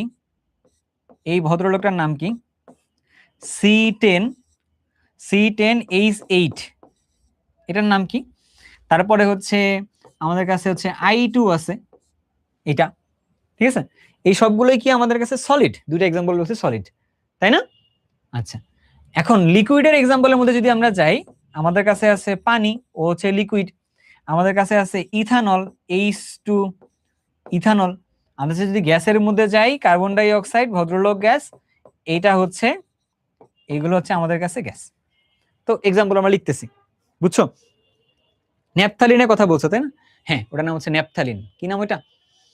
ন্যাপথালিন, ঠিক আছে? ওকে, S8ও আছে, সালফার, এটা ক্রাউন শেপের সালফার বলে, পরে আমরা শেপ টেপ গুলো পরে দেখব। সলিডের ক্ষেত্রে যদি বলি, ধরো সোডিয়াম ক্লোরাইড, আমরা বাসার মধ্যে যেটা নিতেছি এটা হচ্ছে এটা। আচ্ছা একটা প্রশ্নের উত্তর ইয়েস নোতে দিবা। বাসায় যে লবণটা দিচ্ছে বা যে লবণ আমরা খাচ্ছি, তোমাদের মধ্যে কে কে এই লবণটা গলাইতে পারছিল আর কি? যে যে গলাইতে পারছো বলো যে আমি, এরকম একটা কমেন্ট করো যে বাসার মধ্যে যে লবণটা দেয় সোডিয়াম ক্লোরাইড, এইটা কে কে গলাইতে পারছো, মানে গলিত করে ফেলতে পারছো আর কে কে? সোডিয়াম ক্লোরাইডটা নিজে গলাইতে পারছো, এটা কে কে হাত তোলো তো। ইয়েস মানে আমি, এরকম বলো। গলাইতে পারছো কে কে এটা বলো আমারে। আসো কেউ গলাইতে পারছো? হ্যাঁ, কয়েকজন বলছে হ্যাঁ গলাইতে পারছি।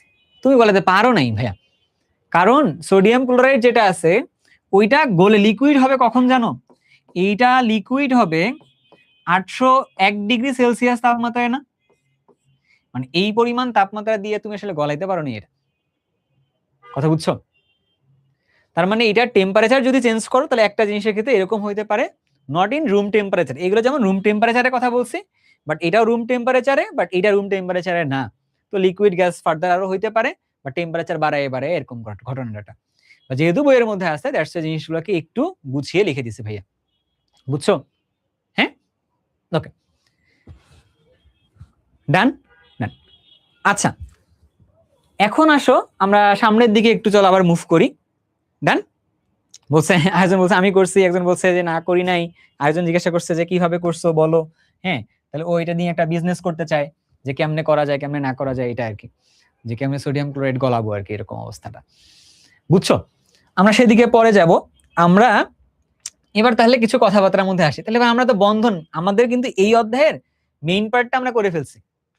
এই অধ্যায়ের মেইন পার্ট যেটা, এটা আমরা কিন্তু করে ফেলছি, ঠিক আছে? এখন আমরা এই অধ্যায়ের কিছু সাব পার্ট আছে বা বেসিক বিল্ডিং এর জন্য এটাও করব। তো তার আগে ভাই আরেকটা ছোট্ট কাজ করতে চাই, আরো একটু ভাই, আরো তো স্লাইড আছে, স্লাইডগুলোতে পরে যাব। এখন আমি এটা লিখি যে পার্থক্যের জন্য এটা লিখি, আয়নিক সমযোজীর মধ্যে একটা পার্থক্য। এটা ধর যে পরীক্ষায় যদিও বা আসে, এটা আসলে এরকম তো আসার চান্স নেই যে এত বড় লেখা লিখতে বলবে না, এক কথা লিখতে বলবে, কিন্তু আমাদেরকে যেটা করতে হবে একটু পড়তে হবে। কিভাবে সেটা, ধর আমরা একটু ভাগ করি, আয়নিক আর লিখি হচ্ছে সমযোজী, এইভাবে আমরা একটু ভাগ করি। ভাগ করার সময় আমাদের বইয়ের মধ্যে অনেক বেশি লিখে রাখছে, ওই জিনিসটাকে আমরা ধরো কিভাবে করতে চাই, আমরা একটা টেবিল আকারে লিখে নিতে চাই, তাহলে সহজ হবে। সেটা কিসের মাধ্যমে? ধরো মেল্টিং পয়েন্ট, বয়লিং পয়েন্ট, কি বললাম, এমপি আর BP, melting point boiling point. হ্যাঁ, কার জন্য কেমন, এটার জন্য বেশি নাকি এটার জন্য বেশি, তুমি একটু কম লিখবা যে আয়নিকের জন্য মেল্টিং পয়েন্ট বয়লিং পয়েন্ট কেমন, বেশি নাকি কম, ঠিক আছে? দুই নাম্বার কথা হচ্ছে আমরা এখানে লিখতে পারি বিদ্যুৎ পরিবহন ক্ষমতা, বিদ্যুৎ পরিবহন ক্ষমতা, বিদ্যুৎ পরিবহন করতে পারে কিনা, ঠিক আছে? তিন নাম্বার কথা হচ্ছে ক্রিস্টাল গঠন করতে পারে কিনা, ক্রিস্টাল গঠন করতে পারে কিনা, ঠিক আছে? ক্রিস্টাল গঠন করতে পারে কিনা।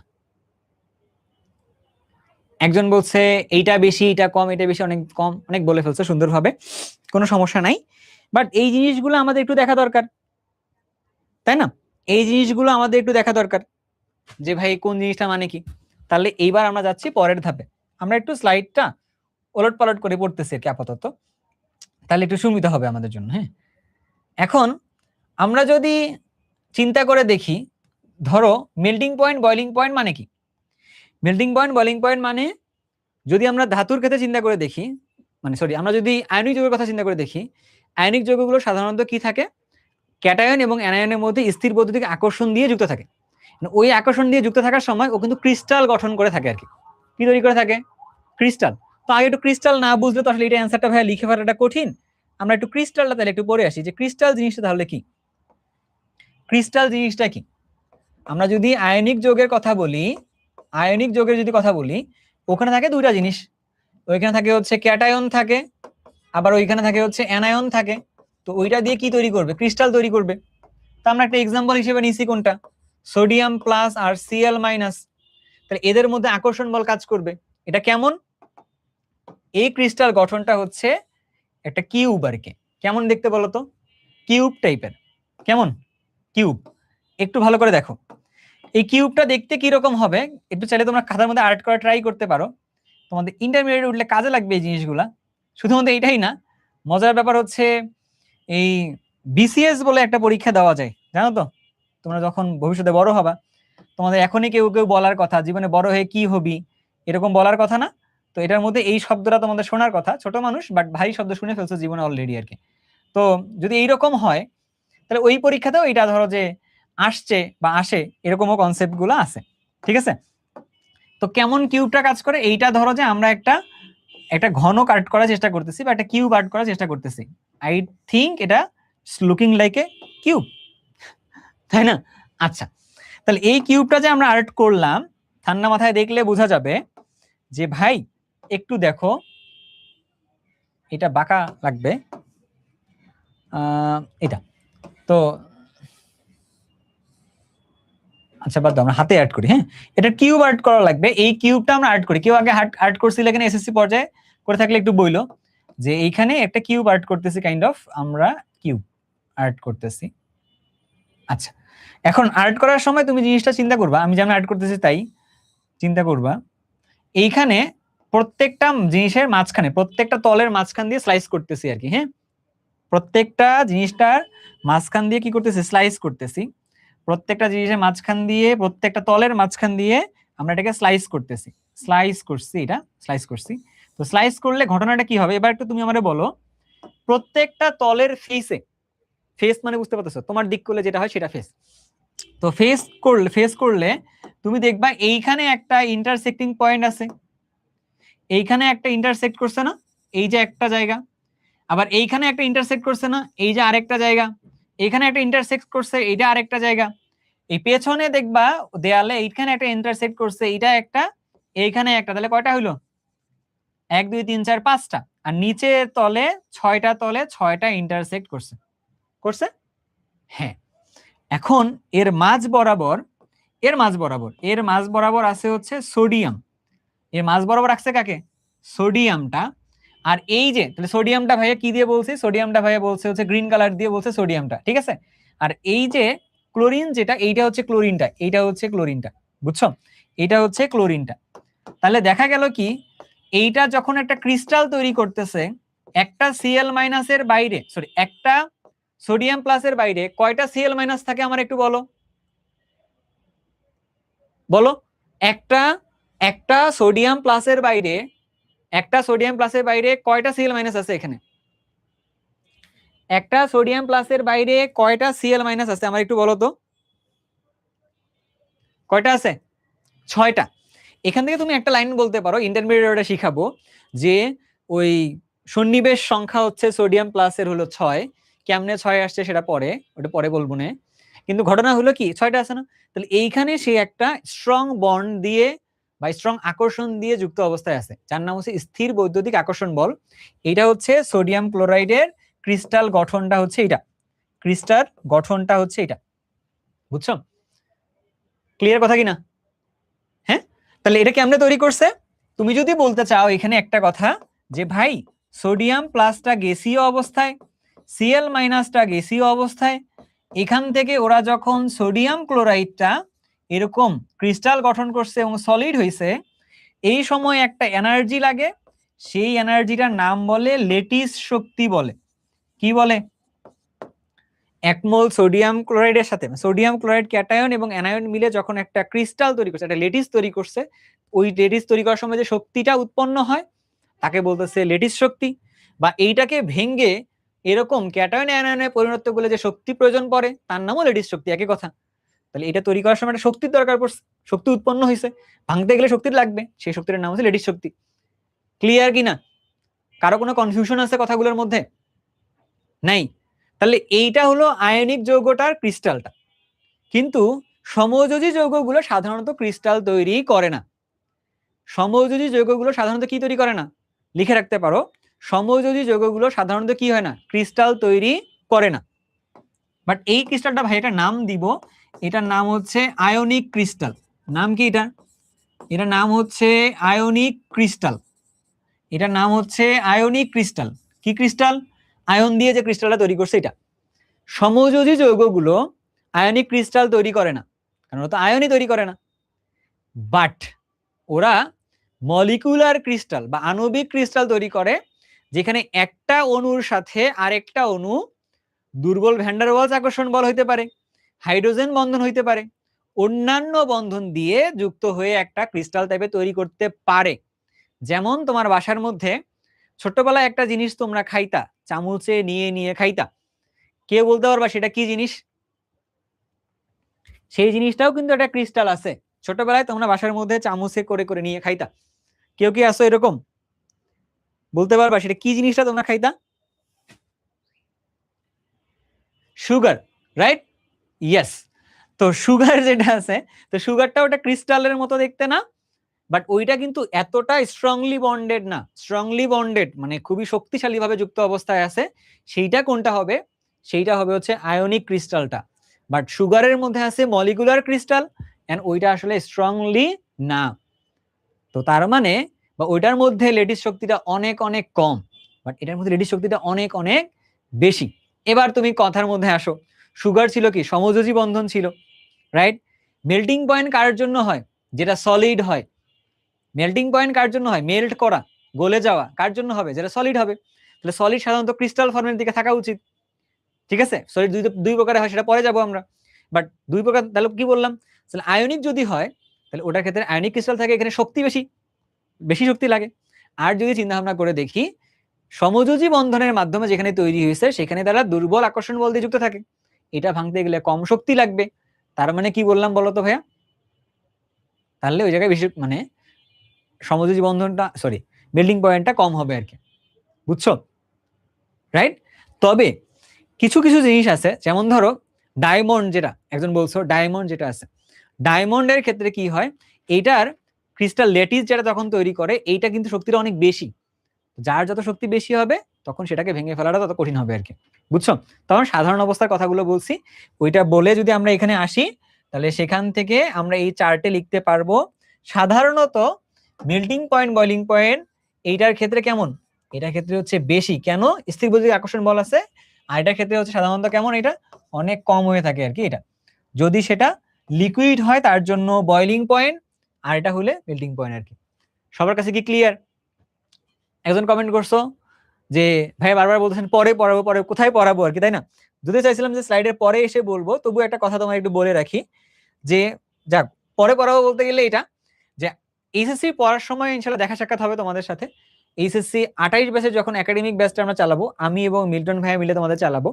তো তোমাদের ক্লাস যেহেতু নিচ্ছি, পরে বলতে চাইছিলাম এটা, বাট তোমাদের কমেন্টে চলে আসলে বলে দিতেছি যে ভাই তুমি যদি এখন ভর্তি হইতে চাও, আজকে যেহেতু ক্লাস নিচ্ছি, এর আপনি ডিটেইলস পরে বলবো, যে একটা ডিসকাউন্টের ব্যবস্থা থাকবে এই হোয়াটসঅ্যাপ নাম্বারে। তুমি যদি একটা মেসেজ দাও, তাহলে আজকে ক্লাসের উপরে ভিত্তি করে 48 ঘন্টার মধ্যে একটা ডিসকাউন্ট পেয়ে যাবা, কোনো সমস্যা নেই। বাট হোয়াটসঅ্যাপ করলে পেয়ে যাবা, বাট এইটা নিয়ে পরে কথা হবে, আজ এখন বলতেছি না আর কি। আমরা আমরা যেখানে ছিলাম সেই দিকে আগাই আর কি, এটা বুঝছো?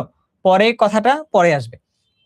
এবার আসো 2 নম্বর কথাটা, বিদ্যুৎ পরিবহনের কথাটা আমার একটু বলো। বিদ্যুৎ পরিবহন কিভাবে করে এটা বলো আমার। বিদ্যুৎ পরিবহন কিভাবে করে খাতার মধ্যে আগে নোট নাও। আচ্ছা, চিনি একজন বলছে ভাইয়া বাংলায় বলেন। হ্যাঁ, মানে এটা একটু আমার সাথে পড়াশোনা করতে গেলে এটা একটু ছোট্ট একটু ইস্যুস আমাদের অ্যাডজাস্ট করতে হবে।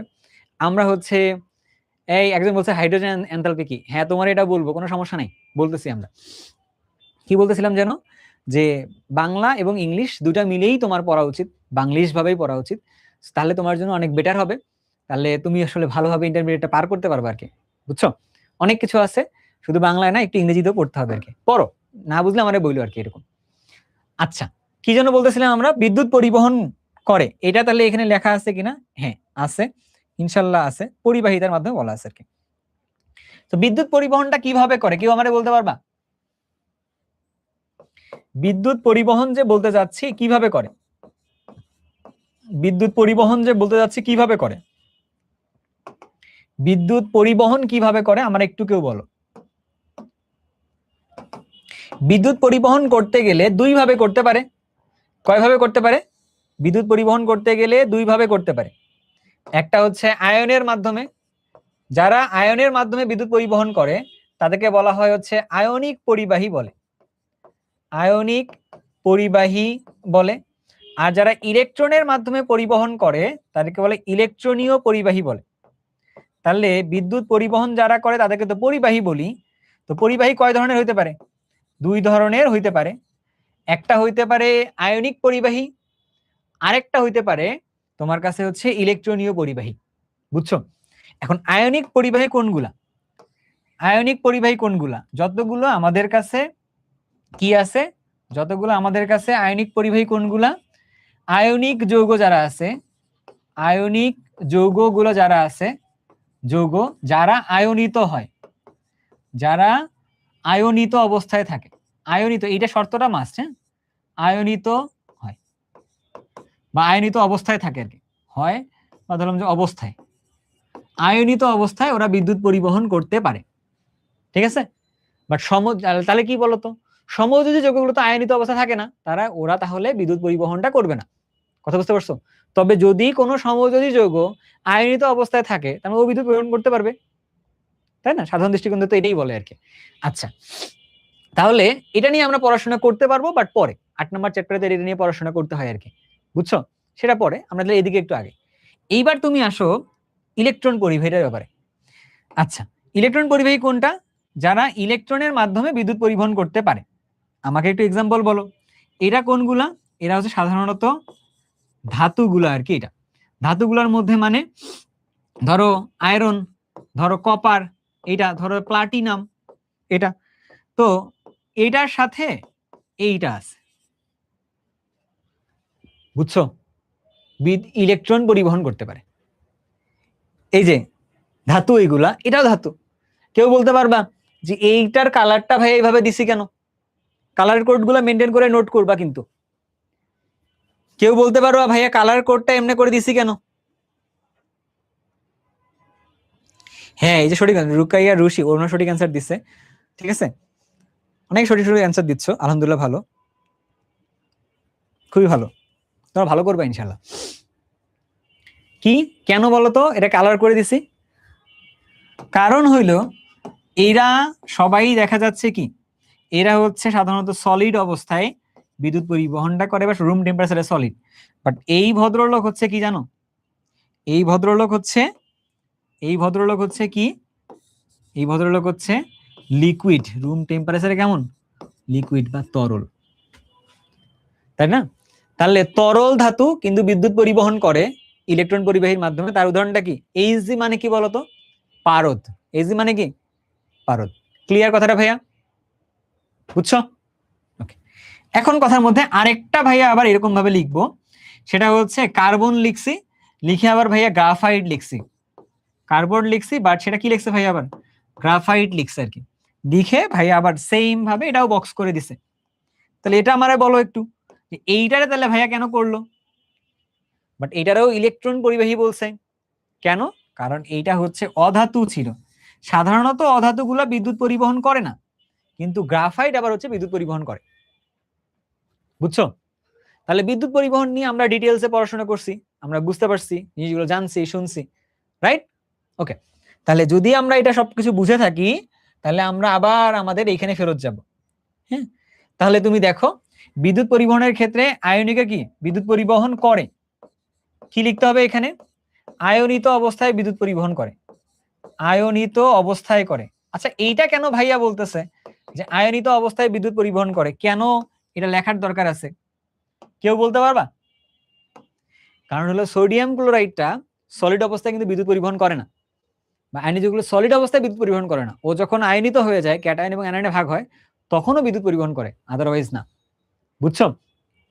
আর সমযোজী যৌগগুলো কি হয়? বিদ্যুৎ পরিবহন করে না, সাধারণত বিদ্যুৎ পরিবহন করে না, তবে আয়নিত হইলে করতে পারে। অথবা আমরা বললাম গ্রাফাইটে এটা এক্সাম্পল দিছি, ওখানেও সমযোজী বন্ধন থাকে কিন্তু মুক্ত ইলেকট্রন থাকার কারণে ও করতে পারে। বাট এটা লিখছি সাধারণত লিখতে পারছি, বাট এক্সেপশন যা যা থাকার কথা আমরা কিন্তু আলাদা করে লিখে দিয়ে বুঝে শুনে আসছি আর কি। বলো বুঝছো সব জিনিসগুলা? হ্যাঁ, আচ্ছা, ক্রিস্টালের ক্ষেত্রে বলছি, আয়নিকের ক্ষেত্রে হচ্ছে আয়নিক ক্রিস্টাল হয়, আয়নিক ক্রিস্টাল হয়, এখানে ইলেকট্রোস্ট্যাটিক ফোর্স থাকে, আর এটার ক্ষেত্রে মলিকুলার ক্রিস্টাল হয়, মলিকুলার ক্রিস্টাল হয় বা আণবিক ক্রিস্টাল বলতে পারো। তো এটার ক্ষেত্রে হচ্ছে অন্যান্য ফোর্স থাকে, হাইড্রোজেন বন্ধন বা হ্যাঁ এরকম টাইপের জিনিসগুলো থাকে। এখন তুমি আসো আরেকটা বলতেছি আমরা দ্রাব্যতা নিয়ে একটা পার্টে কথাবার্তা বলবো আর কি। কি নিয়ে বলো তো? দ্রাব্যতা। দ্রাব্যতা নিয়ে একটা ছোট্ট পার্টে কথাবার্তা হবে, দ্রাব্যতা। আয়নিক যৌগগুলো দ্রাব্যতা বলার সময় বলতেছি পানিতে। দ্রাব্যতা মানে কি? এই দ্রাব্যতা না, দ্রবণীয়তা বলি এটাকে। হ্যাঁ, তাহলে তোমাদের ক্ষেত্রে আবার কনফিউশন আসবে। দ্রাব্যতা কিন্তু অন্য জিনিস, এটাও ইন্টারমিডিয়েটে উঠলে বুঝতে পারবা। দ্রবণীয়তা পানির মধ্যে, দ্রবণের মধ্যে কোনো কিছু ডুবাইতে গেলে দ্রাবকের মধ্যে অন্য কিছু দ্রবীভূত করতে হয়, তাই না?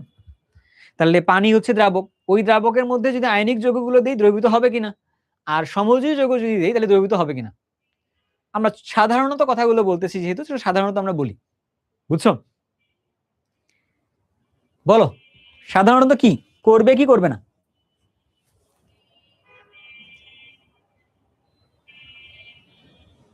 Mercury, yes. মার্কারি মানে কি জানো? পারদ। হ্যাঁ, আচ্ছা। আমাদের মানে আমরা কিন্তু খুবই ক্লিয়ার, তোমরা সবাই যে তখন থেকে একদম মনোযোগ দিয়ে ক্লাস করতেছে, এটা খুব ভালো লাগতেছে। এন্ড আমি চাইবো যে তোমরা খুব ভালো করো, তোমরা কলেজে গিয়ে মানে একদম সুন্দর ভালো মানুষের মতো পড়াশোনা করবা। এটা ইংলিশে পড়াশোনা কিন্তু খুবই ভালো, আমার খুব হিংসা হয়। হ্যাঁ, কারণ হচ্ছে কি, তুমি মাথায় রাখবা তোমার পড়াশোনা বা তোমার কলেজ জীবন কেমন যাবে এটা নির্ভর করছে অনেকাংশে তোমার চারপাশের পরিবেশটা আসলে কিরকম। তোমার চারপাশের পরিবেশের মানুষজন যদি হাইলি কম্পিটিটিভ হয়, তারা যদি পড়াশোনার মধ্যে নিমজ্জ থাকে, তারা যদি দেখা যায় যে মানে শুধু পড়াশোনা নিয়ে চিন্তা ভাবনা করতেছে, তারা যদি দেখা যায় যে রেজাল্ট কেমন হবে এটা নিয়ে চিন্তা ভাবনা করতেছে, তোমার তখন চিন্তা ভাবনাটা এরকম থাকবে, আমার পড়াশোনা নিয়ে চিন্তা করা উচিত। তোমার চারপাশের মানুষ যদি থাকে একটু ঘোরাফেরা করব, আড্ডাবাজি করব, তোমারটাও এরকম হবে। তোমার চারপাশের মানুষ যদি মনে হয় যে একটু অলস, তাহলে তোমারটাও এরকম হবে আর কি, বুঝছো? সো এই জন্য একটা ছোট কথাবার্তা বলি যে তোমাদের কাছে একটা সুযোগ আছে, বাই চয়েস তো কলেজ দিয়ে কলেজ পাওয়া যাবে, কোনো সমস্যা নাই, ঠিক আছে? কিন্তু কিছু জায়গায় তুমি পরীক্ষা দিতে পারবা, ওই পরীক্ষাটা দিয়ে তুমি একটা ভালো কলেজের একটা ভালো একটা এনভায়রনমেন্ট ক্রিয়েট মানে দেখতে পারো আর কি। এটা আমি আমার এইচএসসি 26 ব্যাচ, তোমার তো 28 ব্যাচ না, 26 ব্যাচের কথা বলি। যে আমি হচ্ছে যে নটরডেমে পড়তেছে এরকম 6 জন ছেলে, তো তাদেরকে হচ্ছে একটা ব্যাচে পড়াইছিলাম, আমার কাছে মনে হয়েছে বেস্ট ব্যাচ এভার আমি পড়াইছি। হ্যাঁ, এটা হচ্ছে এই নটরডেমের উল্টো পাশে একটা জায়গা আছে, সেখানে জসিমউদ্দিন রোড বলে ওখানে। তো ওদের পড়াশোনা করানোর পরে আমি খুবই স্যাটিসফাইড ছিলাম। কেন জানো তো? নর্মালি প্রাইভেটে গেলে, টিউশনে গেলে মানুষজন কি চিন্তা করে? মানুষজন চিন্তা করে হচ্ছে যে ভাইয়া যা লিখবে, মুখের কথাগুলো লিখবো, ওটাই বাসায় গিয়ে পড়বো, এরকম আর কি। সো মানে কলেজের একটা সেকেন্ড কলেজ চিন্তা করে আর কি, এরকম টাইপের। কিন্তু নর্মালি যখন চিন্তা করে ওদেরকে যখন পড়াইতে গেলাম, তখন গিয়ে দেখলাম জিনিসটা এরকম টাইপের না, যে ওরা কোথায় আটকাইতে পারে ওই জিনিসটাই আমাকে তাকে পড়াইতে হচ্ছে, বাকি কারোর পড়াটাও পড়তে পারে। অ্যাকচুয়ালি তো টিউশন জিনিসটা এটাই, তাই না? বা কোচিং জিনিসটা তো এটাই, তুমি যে জায়গায় আটকাই যাবা ঠিক ওই জায়গাটাই তোমাকে কেউ এসে সারাই দিবে আর কি। সো এটাই তো একটা কোচের কাজ, এটাই তো একটা মেন্টরের কাজ। সো খুব মজা লাগতো আর কি আমার। তা আমিও প্রতিদিন যাইতাম, ওদেরকে কেমনে আটকানো যায়, ওরাও পড়ে আসতে পারো, পড়ে আসতো যেন আমাকে না আটকায় আর কি, এরকম করে। সো অনেকগুলো পড়াশোনা হইতো, অনেক মজা হইতো। বাট আমি চাইবো এটা কেন হয়েছে বলো, নাথিং লাইক দ্যাট, এটা আমার কোনো ক্যারিজমা, এরকম আমার কোনো ক্যারিজমা না। ওরা যে এনভায়রনমেন্টে বড় হচ্ছে, ওরা 6 জন মিলে যখন পড়তেছিল, নিজেদের মধ্যে ওরা একটা ইন্টারনাল কম্পিটিশনের মধ্যে আছে। সো তোমাদেরকেও বলবো যে তোমাদের চারপাশের বন্ধু বান্ধব পরিবেশ এইটা ডিফাইন করে দিবে তুমি আসলে কোন দিকে যাবা। তোমার জন্য এই মুহূর্তে সুযোগ আছে নটরডেমে, অথবা হলি ক্রসে, অথবা সেন্ট জোসেফে, এই তিনটাতে পরীক্ষা দেওয়ার সুযোগ আছে। যদি সুযোগটা হয় ওখানে যাও, ওখানে হাইলি কম্পিটিটিভ মাইন্ডসেট গুলোকে পাবা। যদি সুযোগ না হয় তাহলে তুমি ওই কলেজগুলোতেই বা তোমার যে কোনো কলেজে তুমি যাও, বাট ওইখানে তুমি এরকম একটা হাইলি কম্পিটিটিভ মাইন্ডসেটের একটা গ্রুপ বানাই নিবা, যে গ্রুপটার মাধ্যমে তোমরা আসলে পড়াশোনার মধ্যে সবসময় থাকবা। তাহলে দেখবা যে কলেজ জীবনটা খুব ভালোভাবে যাবে। কলেজ জীবনে গাইডেন্স মারাত্মক লেভেলে ইম্পর্টেন্ট।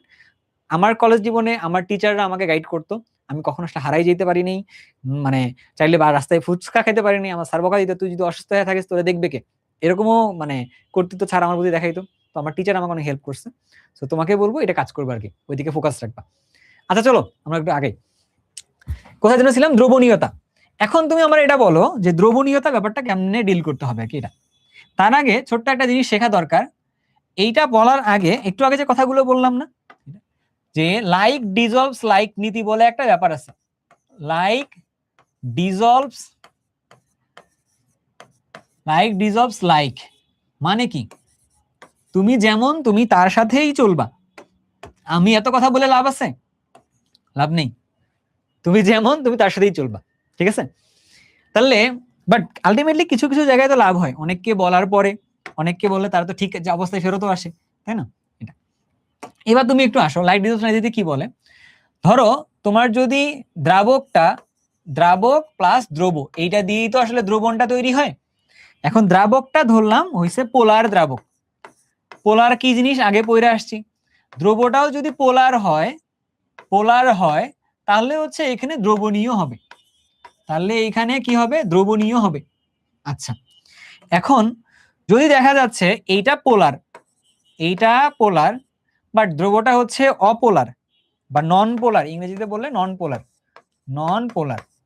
এই আমাদের বইয়ের মধ্যে কিন্তু বাংলিশ কথা আছে, নো ওয়ারিজ অ্যাবাউট দ্যাট, ঠিক আছে?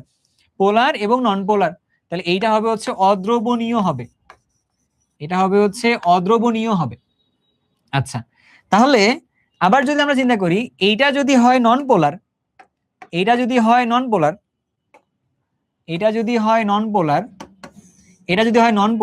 আর এইটা যদি হয় হচ্ছে পোলার, তবুও কি হবে জানো? তবুও এটা অদ্রবণীয়ই হবে, দ্রবণীয় হবে না, বুঝছো? আচ্ছা, আবার যদি আমরা চিন্তা ভাবনা করে দেখি এইটা হইলো পোলার, আমরা যদি চিন্তা ভাবনা করে দেখি এরকম যে ভাই এইটা হচ্ছে নন পোলার, আবার এইটা হচ্ছে নন পোলার, তখন কি হবে? তখন আবার হচ্ছে দ্রবণীয় হবে।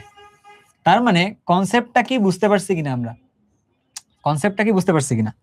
কনসেপ্টটা হচ্ছে এরকম যে তুমি যেমন সেইখানে শুধু দ্রবণীয় হবে, যে সেম জিনিসগুলোর মধ্যে দ্রবণীয় হবে, নাহলে দ্রবণীয় হবে না। বাট সমযোজী যৌগগুলোর কথা যদি আমরা চিন্তা ভাবনা করে বলি, সমযোজীগুলা সাধারণত হচ্ছে অপোলার হয়, সাধারণত কি হয়? অপোলার হয়। বাট ওদের মধ্যেও কিছু পোলার হইতে পারে, যারা পোলার হবে তার সাথে হচ্ছে পোলার দ্রাবক দ্রবীভূত হবে। যেমন ধরো আমি তোমার আর কিছু উদাহরণ লিখে বলি, যেমন ধরো পানি কি? পানি হচ্ছে পোলার সমযোজী যৌগ, পানি হচ্ছে পোলার সমযোজী যৌগ। যদি আমরা অ্যালকোহলের কথা বলি, এটাও হচ্ছে কি? পোলার সমযোজী যৌগ। তাহলে দুইটাই যদি পোলার হয় তাহলে একটা আরেকটার মধ্যে দ্রবীভূত হবে, ঠিক আছে? বাট আমরা যদি চিন্তা করে দেখি আয়নিক গুলো তো সবগুলোই পোলার, কারণ দুটার মধ্যেই কি আছে? প্লাস আছে, মাইনাস আছে। আয়নিক যৌগের মধ্যে ক্যাটায়ন এবং অ্যানায়ন আছে। তার মানে কি বলতো? তুমি বলতো যে আয়নিক যৌগগুলোর মধ্যে পানিতে এরা দ্রবণীয় হবে, হ্যাঁ। বাট এই যে সমযোজীর মধ্যে কি আছে? সকলে দ্রবণীয়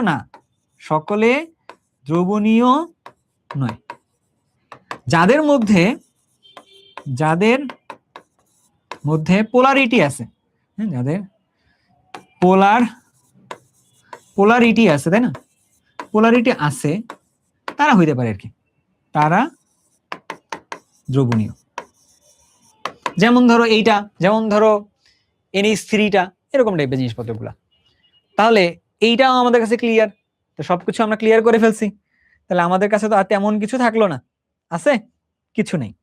আচ্ছা, এবার আমরা কিছু ছোট ছোট জিনিসপত্র একটু পড়ে নিলে আমাদের দেখা যাবে যে অনেক দূর আমরা ছোট করে নিয়ে আসছি। ছোট ছোট জিনিসপত্র, এই জিনিসগুলো আগে বলি নাই কেন? এই যে ছোট জিনিসগুলা, কারণ হচ্ছে যে এগুলো খুবই লো বাজেট টপিক, এগুলো আগে একটু না বললেই ভালো হতো। শেষ পর্যন্ত থাইকো, শেষে আরেকটা গিফট দিব। শেষ পর্যন্ত থাইকো, শেষ না করে যাওয়া যাবে না, হ্যাঁ? শেষ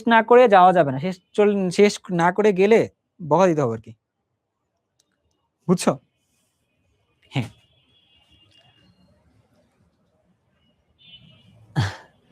do you think there is a diamond বানানা যায়? আরে কি ইংরেজি বলছো, সুন্দর ইংরেজি তো এটা। আচ্ছা, অষ্টক রুল মানে আমিও লিখছি, দেখছো? অষ্টক রুল বলতেছি, হ্যাঁ। অষ্টক নিয়ম বা অক্টেট রুল, দুইয়ের নিয়ম বা ডুপ্লেট রুল। এটা অষ্টক নিয়ম কোনটা আসলে? অক্টেট, অষ্টক মানে হচ্ছে অক্টেট বলতেছে, অক্টেট রুল। বাংলায় বললে কি বলে? অষ্টক নিয়ম বলতেছি আমরা এটা। আরেকটা কি বলতেছি? ইংরেজিতে বলতেছি ডুপ্লেট রুল অথবা 2 এর নিয়ম, এটা মনে হয় আমাদের বইতে একটু গ্যাঞ্জাম করা আছে, বুঝছো? সো আমরা একটু চিন্তা করে দেখি। অষ্টক নিয়ম মানে কি? মানে কোনো একটা পরমাণু যখন বন্ধন গঠনে অংশ নেয় তখন ওর বাইরের শেলের ইলেকট্রন কাঠামোটা কেমন হবে আর কি। তাহলে ওর বাইরের শেলে সাধারণত 8টা ইলেকট্রন থাকে, আর এর বাইরের শেলে সাধারণত 2টা ইলেকট্রন থাকে, ঠিক আছে? সো এটা কেমন জিনিসটা? এটা হচ্ছে এরকম, এটা হচ্ছে এই যে S2P6 এরকম একটা কাঠামো, আর এইরকম একটা জিনিসটা হচ্ছে S2 কাঠামো। এটা তো S3 কাঠামো, এটা কার কথা বলতেছে?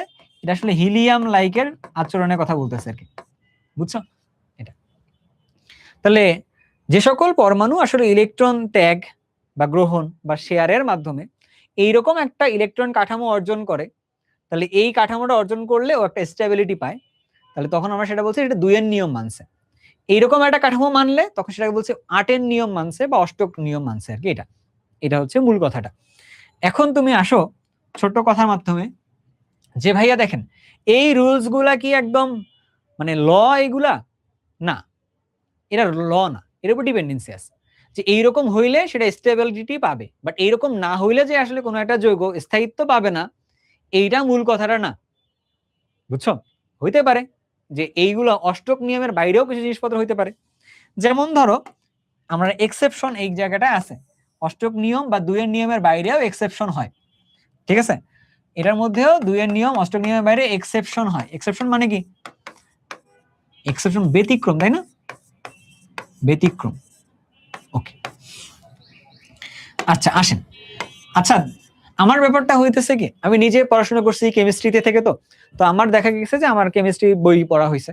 তো বই পড়তে গিয়ে দেখা যাচ্ছে যে আমি মানে বাংলা বইয়ের থেকে ইংরেজি বই বেশি পড়ছি। তো ওই সময় দেখা গেছে যে আমার মাথার থেকে কিছু কিছু ইংরেজি শব্দ ঢুকে গেছে আর কি, এরকম। সো দ্যাটস ওয়াই দেখা যায় যে বাংলিশ কথাবার্তাগুলো আসে। এটা নিয়ে তুমি চিন্তা করো না, এটা তোমার জন্য আসলে কাজে লাগবে।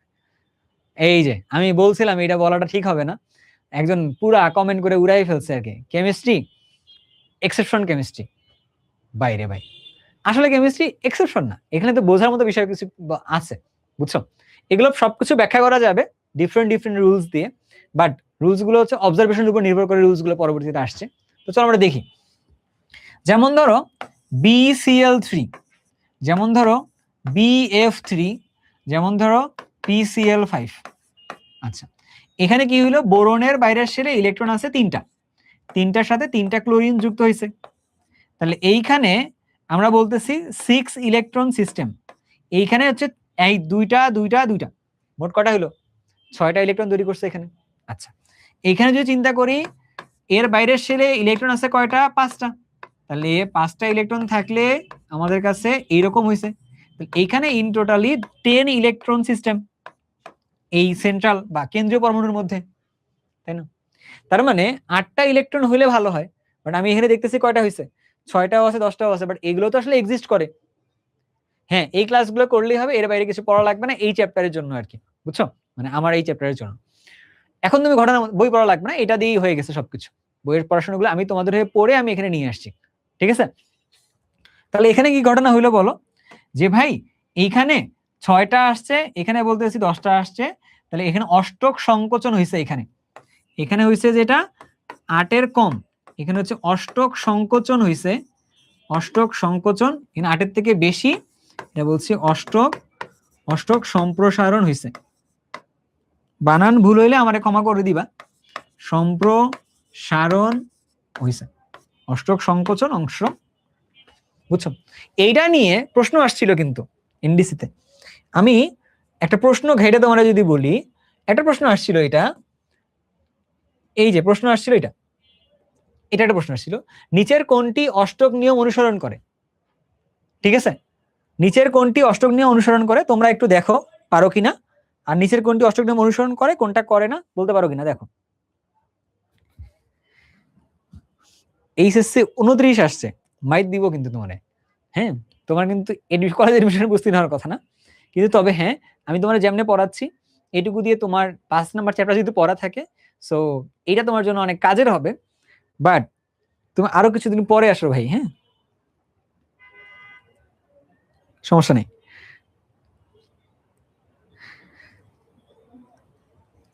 আচ্ছা পারমাণবিক শ্বাস মানে তুমি যে বলতেছো, শ্বাস মানে কি? ওই যে ইলেকট্রন ছেড়ে দেওয়ার পরে যে নিউক্লিয়াসটা, সোডিয়াম থেকে আমরা একটা ইলেকট্রন ছেড়ে দিচ্ছি, সোডিয়াম প্লাসে পরিণত হয়েছে, তো ওইটা যেটাকেই বলছে পারমাণবিক কোর বা পারমাণবিক শ্বাস বলতেছে এইভাবে।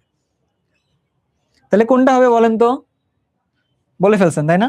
আচ্ছা, তাহলে এই জায়গায় 8টা ইলেকট্রনের সিস্টেম, তার মানে আমরা বলতেছি এখানে 8 ইলেকট্রন হয়েছে, অষ্টক পূর্ণ হয়েছে। এখানে 6 ইলেকট্রন, এখানে হচ্ছে 6 ইলেকট্রন, এরা হচ্ছে 10 ইলেকট্রন আর কি এখানে। তাহলে আমি যদি তোমারে বলি এখন, তাহলে এটা হচ্ছে অষ্টক সংকোচন, এটা হচ্ছে অষ্টক সম্প্রসারণ। গেল, ঝামেলা নেওয়ার কিছু নেই। আচ্ছা, সো আমরা এদিকে আসবো না, আমরা হচ্ছে একটু এদিকেই যাব, সামনের দিকেই যাব, আমরা এখান থেকে পরে পরে আগাবো। তাহলে মোটামুটি আমরা অষ্টক 8-এর নিয়ম, আমাদের আরো একটা নিয়ম আছে 18 ইলেকট্রন রুলস, যেটা পরবর্তীতে আসে, সো আমরা ওইদিকে যাচ্ছি না। আচ্ছা, আমরা একটু এখানে বলে দিব যে এই ডুপ্লেট রুলসটা কার জন্য প্রযোজ্য। এইটা প্রযোজ্য হচ্ছে হাইড্রোজেন, এটা প্রযোজ্য হচ্ছে হিলিয়াম, এটা প্রযোজ্য লিথিয়াম, এদের জন্য আর কি। কেন? কারণ হাইড্রোজেনের তো আসলে একটা ইলেকট্রন, ও একটা ইলেকট্রনের সাথে শেয়ার করবে করে এটা তৈরি করবে। আর এ অলরেডি ধরো যে 2টা ইলেকট্রন আছে, স্টেবিলিটি আছে। এ ধরো যে 1s2 2s1 তিনটা। বাট আমরা যদি এইটার কথা চিন্তা না করে যদি চিন্তা এইভাবে করি, লিথিয়ামটা যদি প্লাস অবস্থায় আসে তখন কিন্তু 1s2 এই অবস্থায় চলে যায়, তখন সে আসলে 2-এর নিয়মটা মানতেছে আর কি, এই ব্যাপারটার সাথে কথা বলতেছে। বুঝছো? বন্ড পেয়ার লোন পেয়ার একটু দেখাই দিব? হ্যাঁ দেখাই দিব, সমস্যা নেই, এই যে আসতেছি একটু পরে আমরা এখানে। এইবার তুমি এখানে আসো, যোজ্যতা ও যোজনী, যোজ্যতা বা যোজনী। আচ্ছা, যোজ্যতা না বলে এটা যোজ্যতা ইলেকট্রন বললে ভালো হইতো। হ্যাঁ ঠিক আছে, এইটা যোজ্যতা ইলেকট্রন বলতে চাইছিলাম, বাট এইটা আলটিমেটলি হয়ে গেছে। বুঝছো? তো আমরা এখানে একটু লিখে নিই আপাতত, তোমরা একটু এটা হেডিংসটা এভাবে লিখে নাও যে কি বলতেছিল ভাইয়া যেন, এটা বলতেছিলাম হচ্ছে যোজ্যতা ইলেকট্রন, যোজ্যতা ইলেকট্রনের কথা বলতেছে। এখানেই মূলত অনেক জিনিসপত্রগুলো পড়াশোনা হবে। বুঝছো? এই মারামারি লাগে না তো, বড় ভাই মানুষ তোমরা হচ্ছে, যদি এই 29 ব্যাচের কেউ পড়তে আসছে তাকে যদি তুমি এভাবে বলো তাহলে হবে? বড়রা তো একটু সহনশীল হয়। ঠিক আছে, চলেন এবার একটু চলে আসি আমরা যে যোজ্যতা ইলেকট্রন ব্যাপারটা কি। ধরো আমি তোমারে বললাম এই যে এটার নাম কি, ভদ্রলোকের নাম কি, এটার নাম কি? নাইট্রোজেন না? আচ্ছা নাইট্রোজেন। দেখছো কিছু পারি না আর কি, গরিব মানুষ তো, দিন আনি দিন খাই, কিছু পারি না, তোমাদের থেকে ধার করে নিয়ে নিয়ে শিখি আর কি, এরকম। আচ্ছা, এটা যদি চিন্তা ভাবনা করে দেখি, এখানে 2টা কক্ষপথ আছে, একটা হচ্ছে 1 নম্বর কক্ষপথ, 2 নম্বর কক্ষপথ। 1 নম্বর কক্ষপথের মধ্যে 2টা ইলেকট্রন আছে, 2 নম্বর কক্ষপথের মধ্যে ইলেকট্রন আছে 5টা, তাই না? এটা তাহলে এটার নাম হচ্ছে কি? এটা সর্ববহিস্থ স্তর। এটা হচ্ছে কি? এটা হচ্ছে সর্ববহিস্থ স্তর। তাহলে সর্ববহিস্থ বানান ঠিক আছে না? সর্ববহিস্থ স্তর ধরো ঠিক আছে, সর্ববহিস্থ স্তর। সর্ববহিস্থ স্তরে ইলেকট্রনকে বলা হয় যোজ্যতা ইলেকট্রন বলা হয়। সর্ববহিস্থ স্তরের এই স্তরের ইলেকট্রন হইল যোজ্যতা স্তর বা যোজ্যতা ইলেকট্রন। কি ইলেকট্রন? এটা যোজ্যতা ইলেকট্রন। তার সর্ববহিস্থ স্তরের ইলেকট্রনকে আমরা বলতেছি যোজ্যতা স্তরের ইলেকট্রন। তাহলে এখানে যোজ্যতা ইলেকট্রন কয়টা আছে? এখানে যোজ্যতা ইলেকট্রন ইংরেজিতে বলে হচ্ছে ভ্যালেন্স ইলেকট্রন বলে, ভ্যালেন্স ইলেকট্রন বলে। ইলেকট্রন আছে হচ্ছে 5টা। বুঝছো কয়টা ইলেকট্রন আছে? 5টা। এখন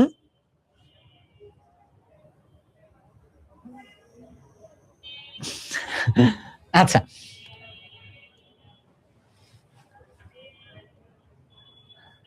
এই গরিব বলে অপমান করতেছ? গরিবদের পেটে লাথি মারো না বাপ, আমরা গরিব মানুষ, দিন আনি দিন খাই। হ্যাঁ চলো চলো, কমেন্টটা পড়তেছি না, যে ভদ্রলোক করছো পড়তেছি না। হ্যাঁ আচ্ছা, আমরা একটু আসি তো, মানে আমাদের একটা প্রশ্ন ছিল এখানে যে যোজ্যতা স্তরের ইলেকট্রন গুলো দিয়েই কেউ আসলে বন্ধন গঠনে অংশ নেয়। কি বললাম? যোজ্যতা স্তরের ইলেকট্রন গুলো দিয়েই কেউ আসলে বন্ধন গঠনে অংশ নেয়, এটা হচ্ছে একটা মূল কথা। এখন যোজ্যতা স্তরের ইলেকট্রন গুলো দিয়ে বন্ধন গঠনে অংশ নিবে যে ইলেকট্রন বা যতটা ইলেকট্রন দিয়ে সে বন্ধন গঠনে অংশ নেয়, ওই ইলেকট্রনের সংখ্যাগুলোই হচ্ছে তার ক্ষেত্রে তার যোজনী। যদি কেউ এখন এইখানে যদি চিন্তা ভাবনা করে দেখো, ও আসলে এই 3টা ইলেকট্রনের সাথে শেয়ার করে সে বন্ধন গঠনের অংশ নিছে, তখন ওর যোজনী হলো 3। ও যদি 5টা ইলেকট্রন দিয়ে বন্ধন গঠনে অংশগ্রহণ করে, তখন সেটা হচ্ছে তার যোজনী হচ্ছে কত? তার যোজনী হচ্ছে তখন 5। বুঝছো কথাটা? বাট সাধারণত যোজনীরা হচ্ছে ফিক্স থাকে একটা জিনিসের ক্ষেত্রে, বাট যোজনী হচ্ছে কি থাকে বলতো? ফিক্স থাকে। যেমন ধরো কি হলো, ধাতু সমূহের ক্ষেত্রে কি হয়, কতটা ইলেকট্রন ত্যাগ করছে। যেমন সোডিয়াম একটা ইলেকট্রন ত্যাগ করে, ও যোজনী হচ্ছে 1। ম্যাগনেসিয়াম হচ্ছে যোজনী ইলেকট্রন ত্যাগ করে হচ্ছে 2টা, ওর যোজনী হচ্ছে 2। সোডিয়ামের ক্ষেত্রে যদি অক্সিজেনের ক্ষেত্রে যদি চিন্তা ভাবনা করে দেখি, ও আসলে 2টা ইলেকট্রন গ্রহণ করে, তার মানে ওর যোজনী হচ্ছে 2। বুঝছো কথাটা? হ্যাঁ, আচ্ছা, আমরা সেদিকে যাচ্ছি না, আমরা যদি একটু যৌগ গঠনের দিকে চিন্তা ভাবনা করে যদি একটু আগে, ধরো আমরা একটা ভদ্রলোক যৌগ নিলাম, এনার নাম হচ্ছে জানি না। এনার নাম কি? এনার নাম এখানে লিখে রাখবা, ইনি একজন ভদ্রলোক, তার নাম হচ্ছে আমরা জানি না, ঠিক আছে? বাট আমরা হচ্ছে ওনার একটা স্ট্রাকচার অ্যাড করতে চাই। স্ট্রাকচার অ্যাড করলে দেখা যায় এই ভদ্রলোকের বাইরে ইলেকট্রন আছে কয়টা? 5টা। ইলেকট্রন আছে হচ্ছে 5টা, আর হাইড্রোজেন আছে হচ্ছে 3টা। তাহলে আমরা এখানে 3টা হাইড্রোজেন দিলাম, আমরা এখানে 3টা হাইড্রোজেন দিলাম, তাহলে 3টা হাইড্রোজেন দিলাম। তাহলে আমরা জানি এইটা বিজোড় ইলেকট্রন মিলে এখানে হচ্ছে ইলেকট্রন শেয়ার করছে, বন্ধন তৈরি করছে। তাহলে যোজ্যতা স্তরে ইলেকট্রন গুলোর মধ্যে যারা বন্ধন গঠনে অংশ নিছে ওদেরকে বলা হয় বন্ধন জোড় ইলেকট্রন। কি বলা হয়? বন্ধন জোড় ইলেকট্রন। আর যারা বন্ধন গঠনে অংশগ্রহণ করে নাই ওদেরকে বলা হয় মুক্ত জোড় ইলেকট্রন। তাহলে কি বললাম? যারা বন্ধন গঠনে অংশ নেয় নাই, এই ভদ্রলোক অংশগ্রহণ করে নাই, এনার নাম হচ্ছে কি? এর নাম হচ্ছে মুক্ত জোড় ইলেকট্রন। আর এনারা হচ্ছে বন্ধন গঠনে অংশগ্রহণ করছে, তাহলে এটাকে বলতেছি আমরা হচ্ছে কি বন্ধন জোড় ইলেকট্রন। বুঝছো? এখন তুমি ছোট করে কথার মধ্যে আসো, মুক্তজোড় ইলেকট্রনটার ইংরেজি টার্মটা কি? এর নাম হচ্ছে lone pair electron. Lone pair electron, বুঝছো? আর এটার মধ্যে কি বলে? এটা হচ্ছে bond pair electron. Bond pair electron. বুঝছো কথাটা? ঠিক আছে, ওকে। এখন তুমি ঘটনার মধ্যে আসো, এখানে বন্ড পেয়ার আছে কয়টা? এখানে বন্ড পেয়ার আছে কয়টা? এখানে বন্ড পেয়ার আছে হচ্ছে 1টা 2টা 3টা, 3টা বন্ড পেয়ার আছে। এখানে লোন পেয়ার আছে কয়টা? লোন পেয়ার আছে হচ্ছে 1টা। বুঝছো? একটা হচ্ছে বন্ড পেয়ার, একটা হচ্ছে লোন পেয়ার। বন্ড পেয়ার হচ্ছে আছে কয়টা? 1টা। বন্ড পেয়ার আছে কয়টা? 3টা। লোন পেয়ার আছে হচ্ছে 1। বুঝছো কথাটা? ক্লিয়ার হয়েছে না কথাগুলা? এখন এখানে ছোট্ট একটা 2টা ভদ্রলোককে আমরা এখন নিয়ে আসবো, এদেরকে তোমাদের সাথে পরিচয় করাবো। দে আর ফ্রম তোমাদের বাড়ির পাশের মানুষজন থেকে আসছে এখান থেকে। বুঝছো? তোমার বাড়ির পাশে এক ভদ্রলোক আছে, তার নাম হচ্ছে এইটা। আর আরেক ভদ্রলোক আছে, তার নাম হচ্ছে এইটা। আরেক ভদ্রলোক আছে, তার নাম হচ্ছে এইটা। বুঝছো?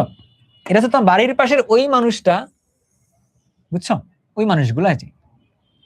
সত্যি সত্যি বলতেছি, আমার বাড়ির পাশে এক ভদ্রলোকের নাম ছিল হচ্ছে মিথেন। আসলে এক ভদ্রলোকের নাম ছিল মিথেন। খুব মজা লাগছিল, মানে আমার যখন আমি 9 10 পড়ি তখন তাকে দেখা খুব শখ হয়েছিল যে মিথেন, তার মানে মনে হয় উনি উড়ে উড়ে বেড়ায় আর কি এরকম। পরে দেখি আসলে উড়ে বেড়ায় না, উনি আসলে মানে বাসাতেই থাকে, ঘুরে বেড়ায়। তো একদিন আমারে বললো যে দেখো ওই দিক থেকে মিথেন ভাই যাচ্ছে আর কি। তো আমি পরে দেখলাম যে আসলে দেখি তো লোকটা কি ঘুরে বেড়ায় না কেমনে করে, আসলে উনি উড়ে বেড়াচ্ছে আর কি। তো একটা সময় ছিল, তোমাদের এলাকায় আছে কিনা জানি না, মানে আমি এখন অনেক বুড়া হয়ে গেছি কিনা আমি তাও জানি না, যে বাইক নিয়ে পোলাপান গুলা হচ্ছে যে এই কলারটা একটু উড়ে এরকম করে তুলে দেয়, হ্যাঁ, তুলে দিয়ে বাইকটা নিয়ে খুব জোরে টান দেয়।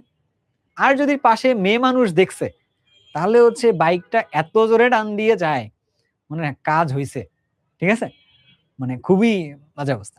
তো আমি দেখলাম যে একদিন দেখলাম কি যেন বলছে মিথেন ভাই যাচ্ছে, তো তখন দেখলাম বাইক নিয়ে এত জোরে যাচ্ছে, চোখের পলকে এটা চলে গেছে আর কি। তখন আমার বিশ্বাস হয়েছে নামটা তারা কেন এটা রাখছে, শেষে উড়ে যায় তাই আর কি এরকম। বুঝছো? আচ্ছা ঠিক আছে, এবার যদি আসি ইথেন। ইথেন মানে হচ্ছে ভদ্রলোকের কাছে কার্বন আছে 2টা, ইথিনের মানেও কার্বন আছে 2টা, ইথাইনের মধ্যেও কার্বন আছে 2টা, কোনো সমস্যা নেই।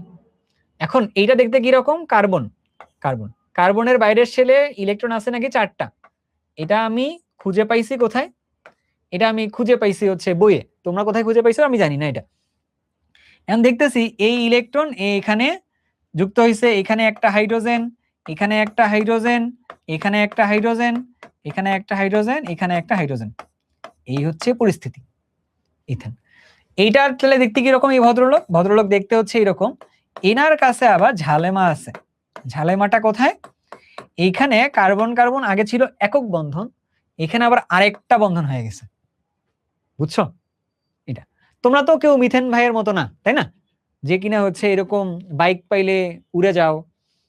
আমি জানি তোমরা খুব ভালো স্টুডেন্ট সবাই, ঠিক আছে, তাই না? তো আমি জানি তোমরা উড়ে যাবো না, তোমরা একটু থাইকো। আচ্ছা, এখন যদি তুমি চিন্তা করে দেখো এটা হচ্ছে ইথেন, তাহলে আমরা এখান থেকে কিছু কথা বলতে পারবো। এখান থেকে এই একক বন্ধন থাকে, এখানে আমরা একক বন্ধন আছে কয়টা? এখানে একক বন্ধন আছে 6, এই 3 3 6 আর 1 7টা। কয়টা একক বন্ধন আছে? 7টা।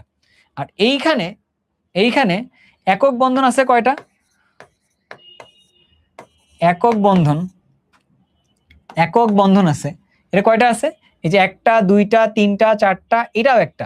ঠিক আছে, আমরা একটা কাজ করি, একক বন্ধন না বলে ওই যে মানে এখন একটা অন্য জিনিস চলতেছে না, বলতো ওই যে কি বলে, ক্যালকুলেটর যে ছুড়ে দেয়, এই এটা কি যেন ভিডিওটা একটা আছে, বলো। তাহলে আমরা ওইটা লিখতে পারি আর কি, এটা হচ্ছে ওই বন্ধনটা। এখন তো একটা ভালো ট্রেন্ড চলতেছে, বলো তো কি ভিডিও যেন একটা আছে এটা? ইয়েস, কি ভিডিও? সিগমা। তাহলে আমরা যদি এটাতে বলি বন্ধন কয় ধরনের? 2 ধরনের।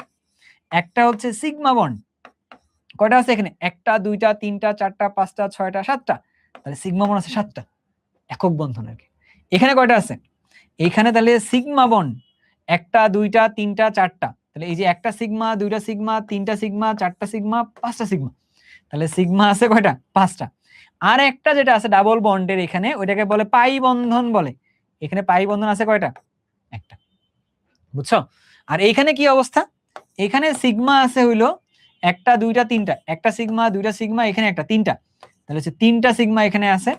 পাই কয়টা? ট্রিপল বন্ড থাকলে একটা সিগমা 2টা পাই হয়, তাহলে হচ্ছে 2টা পাই আছে এখানে। বুঝছো? তাহলে এই যে সিগমা বন্ধন পাই বন্ধন হিসাব নিকাশ গুলো জিজ্ঞাসা করতে পারে, আমরা একটু দিয়ে দিচ্ছি এখানে, এক ক্লাসে কত কিছুই পড়াই দিলাম। ঠিক আছে, এবার চলো আমাদের নিচের দিকে যাইতে হবে। এটা হচ্ছে যৌগমূলকের কিছু পড়াশোনা আছে। যৌগমূলক মানে কি? যখন একের অধিক অ্যাটম গুলো এক জায়গায় যুক্ত হইছে, ওরা যখন কোনো একটা আয়নের ন্যায় আচরণ করে, তখন সেটাকে আমরা যৌগমূলক বলতেছি, তাই না? যেমন ধরো একটা ভদ্রলোক আছে, ঠিক আছে, যার নাম আমরা তখন জানতাম না, এই ভদ্রলোক, এর সাথে আমরা আরেকটা হাইড্রোজেন দিলাম, এটাতে প্লাস, এইটা একটা, আমরা এইটা একটা দিলাম, এটা একটা যৌগমূলক। নামগুলো চাইলে বলতে পারো তোমরা, না চাইলেও না বলতে পারো, যে ভাইয়াকে শিখাবা না, কোনো সমস্যা নেই আমার। হ্যাঁ, আমাদের না শিখাইতে চাইলেও সমস্যা নেই, এদের নামগুলো তোমাদের শিখে রাখা দরকার। বুঝছো? এটা আবার ধরো NO2 মাইনাস, NO3 মাইনাস, লিখে রাখছে, এরকম অনেক লিখছি। আর নামগুলো বলতে পারবা? কোন ভদ্রলোকের নাম কি? এই ভদ্রলোকের নাম হচ্ছে অ্যামোনিয়াম আয়ন। ঠিক আছে, অ্যামোনিয়াম আয়ন। এই ভদ্রলোকের নাম কি? এই ভদ্রলোকের নাম হচ্ছে ফসফোনিয়াম আয়ন। এই নামগুলো আমি জানি না, এই নামগুলো তোমাদের বাসার মধ্যে একটা বই আছে, সেই বইটার নাম হচ্ছে কি, রসায়ন নাকি বই, দেখতে পিঙ্ক কালারের মতো একটা কাভার আছে, তোমরা একটু কষ্ট করে নিজে লিখে নিবা। এটা পারবা না? এটা চার্ট দিয়ে দেওয়া আছে বইয়ের মধ্যে, পারবা? ওকে, আই গেস ক্লিয়ার, কোনো প্রবলেম নেই। But right now I have some confusions. সেটা কি? সেটা হইলো ভাই, এই ভদ্রলোকের এই বন্ধনটা বা এই জিনিসটা কেমনে হইছে, কেউ কি এটা আমরা দেখাইতে পারবা, বলতে পারবা? এইটা নিয়ে হচ্ছে ইস্যুস। সো দ্যাটস ওয়াই আমাদের কিছু জিনিসপত্র পড়া লাগে। লুইস নামে এক ভদ্রলোক ছিল, ঠিক আছে, আমাদের বাড়ির পাশের ওই পাশের গ্রাম থেকে, তারপরে যে গ্রামটা দেখা যায় না, ওই গ্রামের লাস্ট কর্নারে তার বাড়ি আসছিল আর কি। হ্যাঁ, তো ওই ভদ্রলোক আমাদের কাছে এই জিনিসটা ক্লিয়ার করছে যে যখন তুমি সমযোজী কোনো একটা বন্ধন ব্যাখ্যা করতে যাবা, তো তখন তোমার ওই জায়গাটার মধ্যে তোমাকে ইলেকট্রন ভিজিবল থাকবে, ইলেকট্রনগুলো শেয়ার থাকবে, এই কথাগুলো খুব সুন্দরভাবে একটা গঠনের মাধ্যমে দেখাইতে পারবো আর কি। তো ওইটার মাধ্যমে চাইলে আমরা দেখাইতে পারি 3টা জিনিস দেখাবো, আর বেশি জিনিসপত্র দেখাবো না। এইটা একটা, আর একটা জিনিস দেখাবো হচ্ছে এইটা একটা, ঠিক আছে? এখন তুমি আসো, 3টা না 2টা জিনিসই দেখাই, গরিব মানুষ তো পারি না। তাই এইটা কেমনে তৈরি করলো, এটার মধ্যে কাহিনীটা হলো এইটা, নাইট্রোজেনের বাইরের শেলে ইলেকট্রন আছে কয়টা? 5টা। আচ্ছা, হাইড্রোজেন আছে কয়টা? এখানে 3টা। হাইড্রোজেন 3টাকে দিলাম সমযোজী বন্ধন। এখন আমার কাছে আছে বাকি হচ্ছে H+, বুঝছো? H+ আছে কয়টা এখানে? H+ আছে হচ্ছে এখানে একটা। সেইখানে এই বন্ধনটা কেমন বন্ধন হবে? এই বন্ধনটাকে বলতেছে সন্নিবেশ সমযোজী বন্ধন। কি বন্ধন বলে? সন্নিবেশ সমযোজী বন্ধন। আবারও বললাম, লিখে নিতে পারো। এই বন্ধনটার নাম কি? লিখে দিই আমি একটু। এই বন্ধনটার নাম কি? এই বন্ধনের নাম হচ্ছে সন্নিবেশ সমযোজী বন্ধন। আচ্ছা, হোয়াট ডু মিন বাই সন্নিবেশ সমযোজী বন্ধন? সাপোজ তোমার এলাকায় তোমার আজকে একটা বার্থডে পার্টি, তোমাদের ছোটখাটো। তো বার্থডে পার্টিতে তোমরা চাচ্ছ 2 বন্ধু, একজনের নাম হচ্ছে আবুল, একজনের নাম হচ্ছে বাবুল। রাইট নাও কি নাম বললাম? একটা হচ্ছে আবুল, একটা নাম হচ্ছে বাবুল। সবার পার্টি দেওয়া শেষ। রাইট নাও তোমরা হচ্ছে পিৎজা খেতে যাবা। আবুলের কাছে হচ্ছে টাকা নেই, আর তোমার নাম হচ্ছে বাবুল, তোমার কাছে টাকা আছে। একটা পিৎজার দাম হচ্ছে 500 টাকা। কয় টাকা? 500। এখন তুমি হচ্ছে যে কি বলতেছো, আবুল তোমার তো টাকা নাই, বাট তোমার তো খাওয়ার চাহিদাটা আছে। বাট আমার তো টাকাও আছে, আবার খাওয়ার চাহিদাটাও আছে। হোয়াট ইফ, তাহলে কি করতে পারি? একটা কাজ করি, তুমি যেহেতু আমার বন্ধু মানুষ, তোমাকে একটা ফেভার করা যেতেই পারে। কেমনে করা যেতে পারে? যে ওর কাছে ছিল 500 টাকা, এটা হচ্ছে ওর 500 টাকাটা বাবুলের কাছে। ও ওই 500 টাকাটা দিয়ে একটা পিৎজা কিনে দুইজনে সেটা সমানভাবে শেয়ার করে খাইছে। অর্থাৎ যদি এমন একটা বন্ধন হয় যে একজনই একজোড়া ইলেকট্রন দিছে, বাট দুইজনই সেটা সমানভাবে শেয়ার করছে, ওই বন্ধনটাকে বলা হয় সন্নিবেশ সমযোজী বন্ধন। এইখানে কিন্তু ঘটনা উল্টো ছিল। এন মানে হচ্ছে নাইমুর, আমার নাম নাইমুর, আমি। আর এইচ মানে হচ্ছে গত সকালে যে টিমটার সাথে খেলছিলাম, তাহলে বুঝানো আমি হচ্ছে কোন টিমের সাপোর্টার। তো তাহলে কি করছি, আমার এক ওর এক, এরকম ভাবে আমরা শেয়ার করছি, মিলে আমরা একটা পিৎজা খেয়েছি। মানে আমার 250 ওর 250, 500 টাকা দিয়ে পিৎজা খেয়েছি, সমান ভাগ করে খেয়েছি। বাট এইখানে বাবুল হচ্ছে পুরো টাকাটা একা দিছে, আর আবুলকে আসলে জিনিসটা দিয়ে সমানভাবে সেটা শেয়ার করছে আর কি। আমি একবারও বলি নাই এইটা মানে হচ্ছে সকালে আমি যে দলে সাপোর্ট করছি সেই দলটা, আর এটা বলি নাই এটা ওই দলকে যে দলকে হচ্ছে যে আমি পিৎজা খাওয়াইছি তার কাছে টাকা পয়সা ছিল না। মানে এটা বলার দরকার নেই যে কাপ কম ছিল কিনা বেশি ছিল, এটা বলার দরকার নেই, বুঝছো? মানে একজন ইনভেস্ট করছে, বাট প্রফিট দুজনে শেয়ার করে নিছে। ক্লিয়ার কথা? আচ্ছা, আমি কিন্তু কিছুই বলি নাই, তোমরা কিছু বললো না। এখন আসলে এই ভদ্রলোকের নাম কি? এই ভদ্রলোকের নাম হচ্ছে নাইট্রাইট আয়ন। কি নাম? এই ভদ্রলোকের নাম হচ্ছে নাইট্রাইট আয়ন। নাইট্রাইট। আচ্ছা, আমি তোমার কয়েকটা কথা বলি। হ্যাঁ, নাইট্রাইট, নোট নিবা, এইগুলা মাস্ট। হ্যাঁ, নাইট্রাইট, নাইট্রাইট, আরেকটা হচ্ছে নাইট্রেট। এই সব জিনিসগুলো কি সেম? নাইট্রেট, এই জিনিসগুলো সবগুলো কিন্তু সেম না, সব জিনিসগুলো কিন্তু আলাদা। তো একটু ভালো করে বুঝে বুঝে পড়তে হবে, বুঝছো? বলছে আসমান বিগাস মোমেন্ট, এটা ঠিক আছে? আচ্ছা ঠিক আছে। আচ্ছা, নাইট্রাইট যেটা, এইটা হচ্ছে এই ভদ্রলোক NO2 মাইনাস। নাইট্রাইট যেটা, এটা হলো N3, এটা বুঝছো? এইটা হইল NO3 minus. So be careful about the name, বুঝছো? হ্যাঁ, মাথায় রাখবা নামগুলা। এখন এইটার গঠনটা যদি তুমি দেখতে চাও তাহলে বুঝতে পারবা, এখানে যে ভদ্রলোক আছে সোডিয়াম না নাইট্রোজেন, এর বাইরে শেলে ইলেকট্রন আছে কয়টা? এর বাইরে শেলে ইলেকট্রন আছে হচ্ছে এরকম। এখন এর মধ্যে অক্সিজেন আছে কয়টা? 2টা। তাহলে 2টা অক্সিজেন তো আমার কাছে আছে, তাই না? কয়টা অক্সিজেন আছে? 2টা। অক্সিজেন যদি থাকে, আগে অক্সিজেন গুলো দুই পাশে তো দেওয়া লাগবে, দিলাম না? অক্সিজেনের বাইরের শেলে ইলেকট্রন আছে কি রকম? ইলেকট্রন আছে এরকম 6টা করে ইলেকট্রন আছে। তাহলে আমারও এখানে কি করতে হবে? অক্সিজেনটাকে ডাবল বন্ডে দিতে হবে আর কি, দিলাম। এই অক্সিজেন গেল, এর বাইরের শেলে ইলেকট্রন আছে এরকম। তাহলে এইখানে আমি একটা বন্ধন দিছি। রাইট নাও দ্য এক্সাক্ট গ্যাঞ্জাম উইল বি, এইখানে একটা ইলেকট্রন ঘাটতি অষ্টক পূরণের জন্য, তাহলে এর একটা ইলেকট্রন দিয়ে দাও, দিছো। তাহলে ইন টোটালি এইখানে একটা নেগেটিভ চার্জ আসতেছে, তাই না? একটা ইলেকট্রন দিয়ে দিছো মানে হচ্ছে একটা নেগেটিভ চার্জ হয়ে গেছে। এখন ঘটনার মধ্যে আসি, চল। এইটা যদি আবার এই ইলেকট্রন যদি সে এইখানে দিয়ে দেয়, তাহলে এই ইলেকট্রনটা আবার এইখানে চলে আসবে। তার মানে কি? তার মানে ভদ্রলোক অন্য একটা ঘটনার দিকে নিয়ে যাচ্ছে। সেটা হচ্ছে এইখানে একটা সিঙ্গেল বন্ড, তার মধ্যে এইখানে আবার ডাবল বন্ড, মানে এইখানে নেগেটিভ চার্জটা শিফট হয়েছে, এখানে আবার ডাবল বন্ডটা তৈরি হয়েছে। বাট ঝালেমা যেটা হইলো, এই দুইটা কাঠামো সেম লাগতেছে আমার কাছে। ঝালেমা যেটা হইলো, এই দুইটা কাঠামো সেম লাগতেছে, বুঝছো? এই দুইটা কাঠামো কেমন লাগতেছে? সেম লাগতেছে। এইটা খুবই খুবই সূক্ষ্ম। নোট নাও, এই জায়গাটায় নোট নিতে হবে ভাইয়া, এই নোট নিতে হবে। নোট যারা নোট করতেছো, যদি তোমরা নোট গ্রুপে আপলোড না করো তাহলে কিন্তু কিছু মানে জিনিস থেকে কমে যাবে। এন্ড তোমার মনে পড়বে যে ইন্টারমিডিয়েট লাইফ শেষ করার পরে তুমি অনেক কিছু আসলে মিস করছো আর কি। হ্যাঁ, এন্ড তোমার পরীক্ষায় বসে মনে হবে ভাইয়া যা যা পড়াইলো এটা কতটা কার্যকরী ছিল আর কি। ঠিক আছে, এখন মনে হবে না। নোট নিচ্ছ? নিচ্ছ।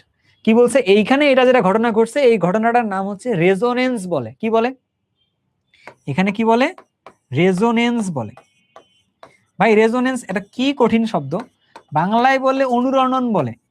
তুমি এবারে আমারে বলো, তুমি আমার অনুরণন, বানান কি ঠিক লিখছি? আচ্ছা বাদ দাও, অনুরণন। হ্যাঁ, বাংলা ইংরেজির থেকে বাংলাটা অনেক কঠিন, ঠিক আছে? তো রেজোনেন্স কারে বলে? রেজোনেন্স বলে হচ্ছে যখন ইলেকট্রন গুলো এক জায়গা থেকে কোনো জায়গায় মুভ করে, বাট ওইটার স্থায়িত্বটা ঠিকঠাক থাকে, তখন সেটাকে রেজোনেন্স বলে। এইটা একটা স্ট্রাকচার, এইটা একটা স্ট্রাকচার, তার মানে এর স্ট্রাকচারটা ফিক্সড না। ইলেকট্রনটা এখানেও হইতে পারে, এইখানেও হইতে পারে। ক্লিয়ার? তার মানে এখানে একটাই নেগেটিভ চার্জ, এটা হচ্ছে এটা, বাট দুইটা জায়গার মধ্যে থাকতে পারে। ডান? ডান।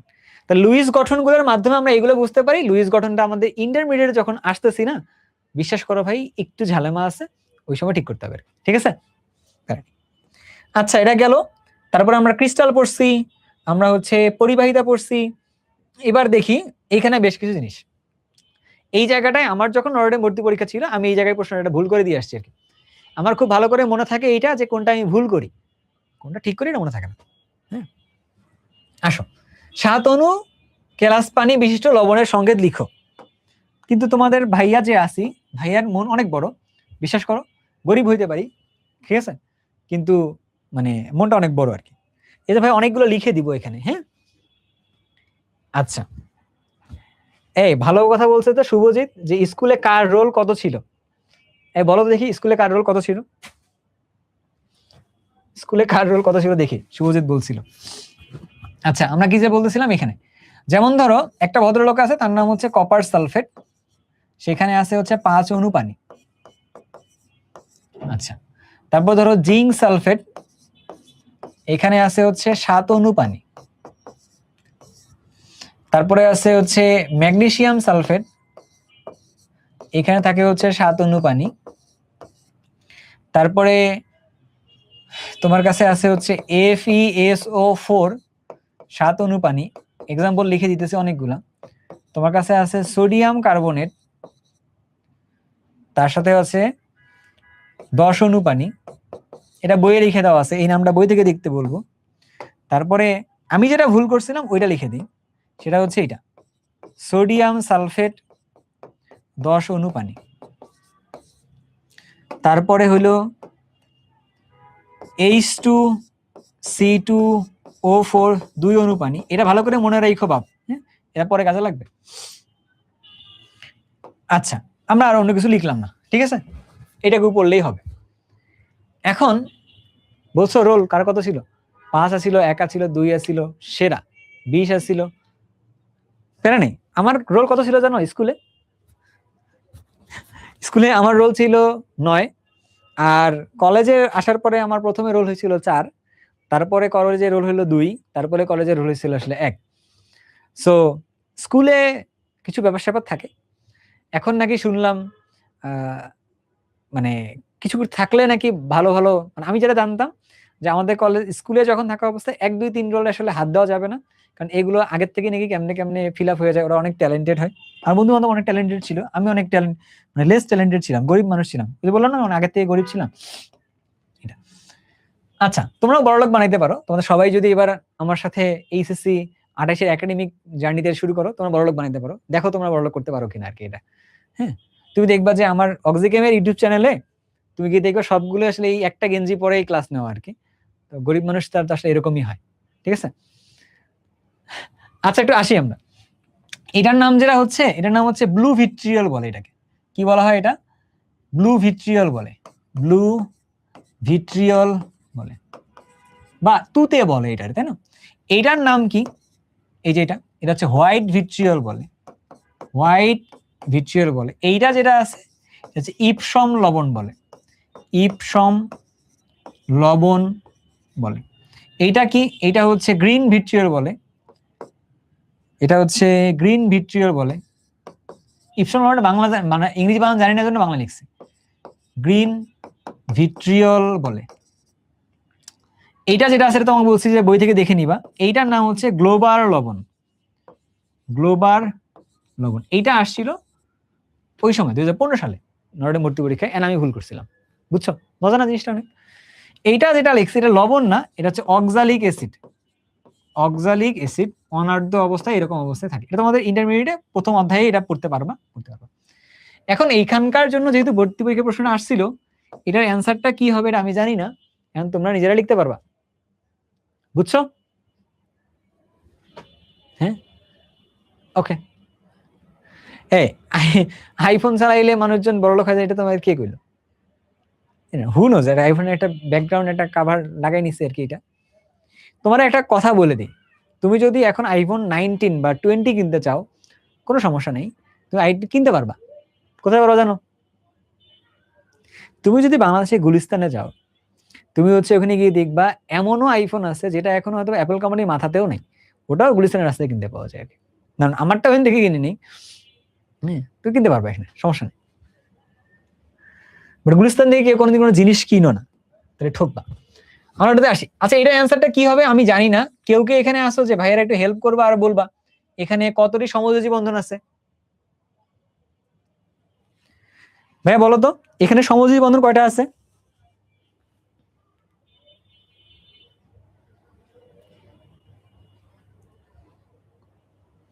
এখানে সমযোজী বন্ধন কতটা আছে আমারে বলো।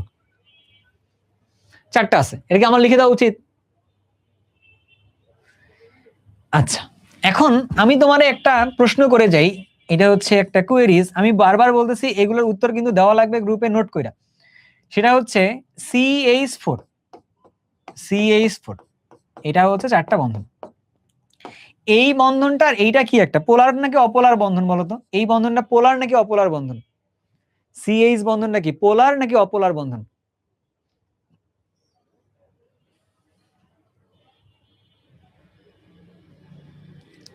পোলার নাকি অপোলার? CH4টা।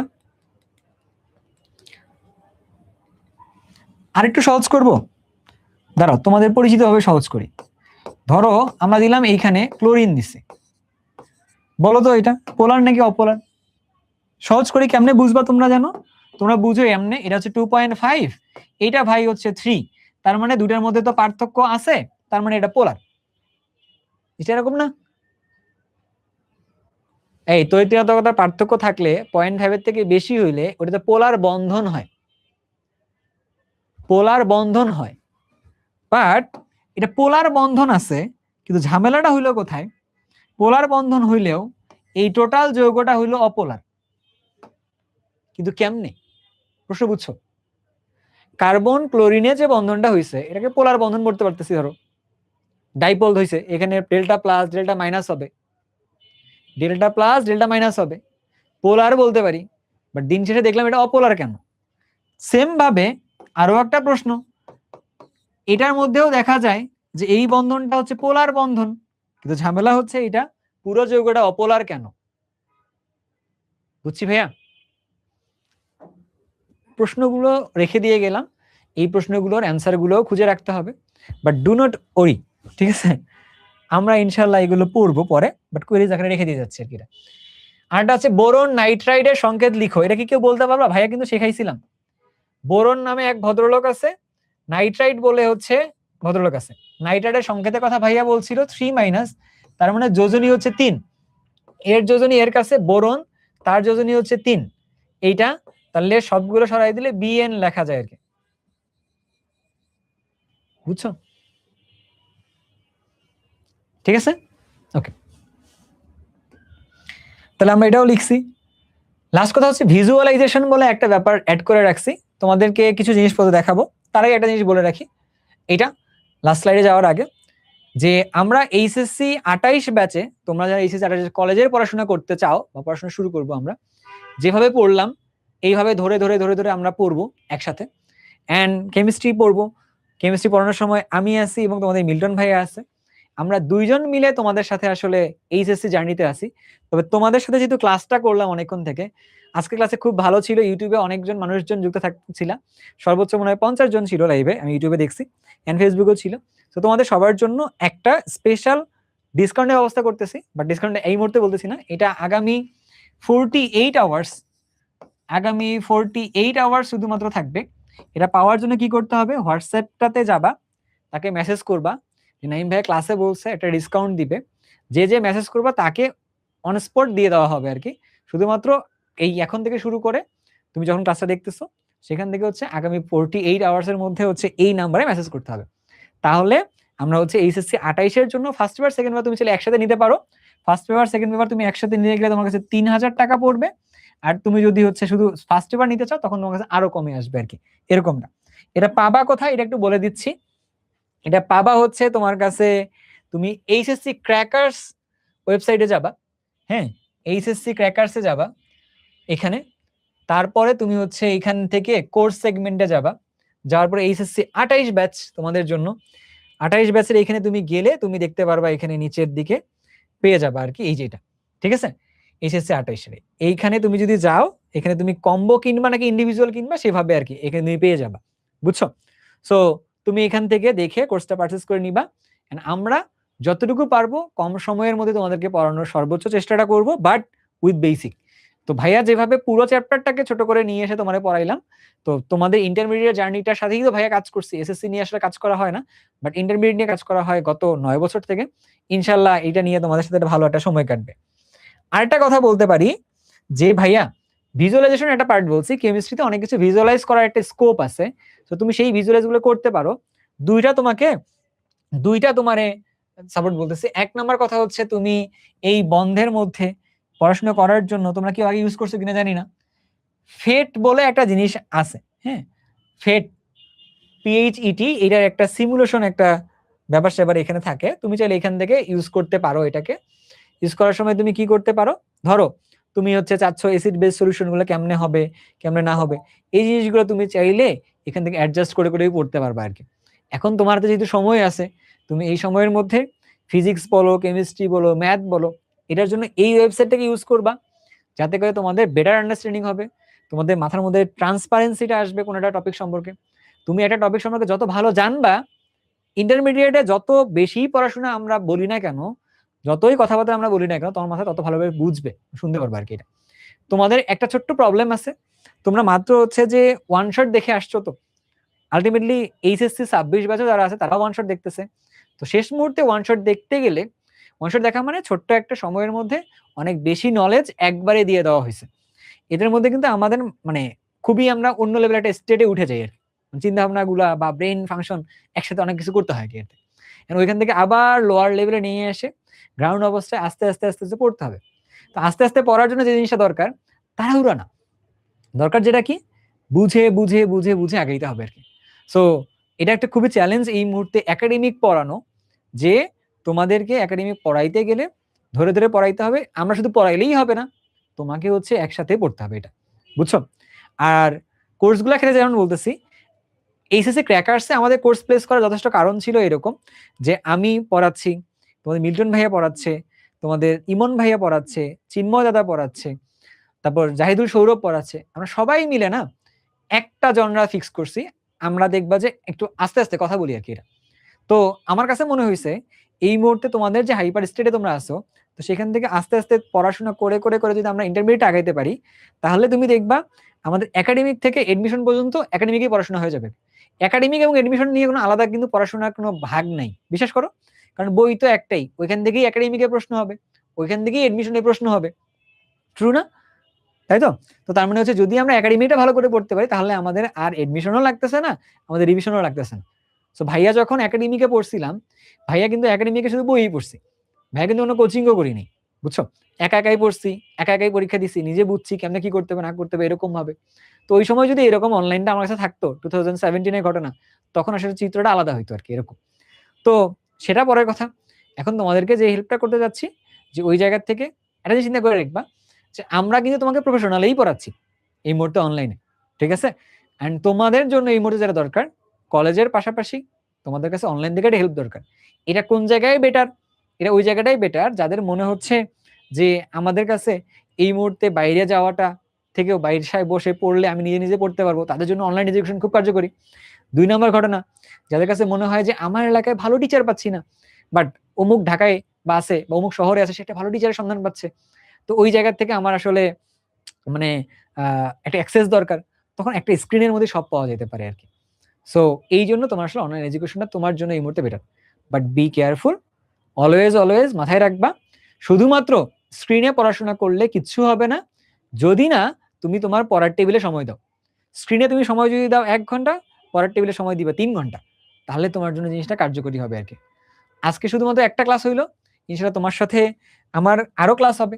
আমাদের এইটার জন্য বলতেছি কি জানো, PHET, এইটা ফেড ওয়েবসাইটটা ইউজ করবা।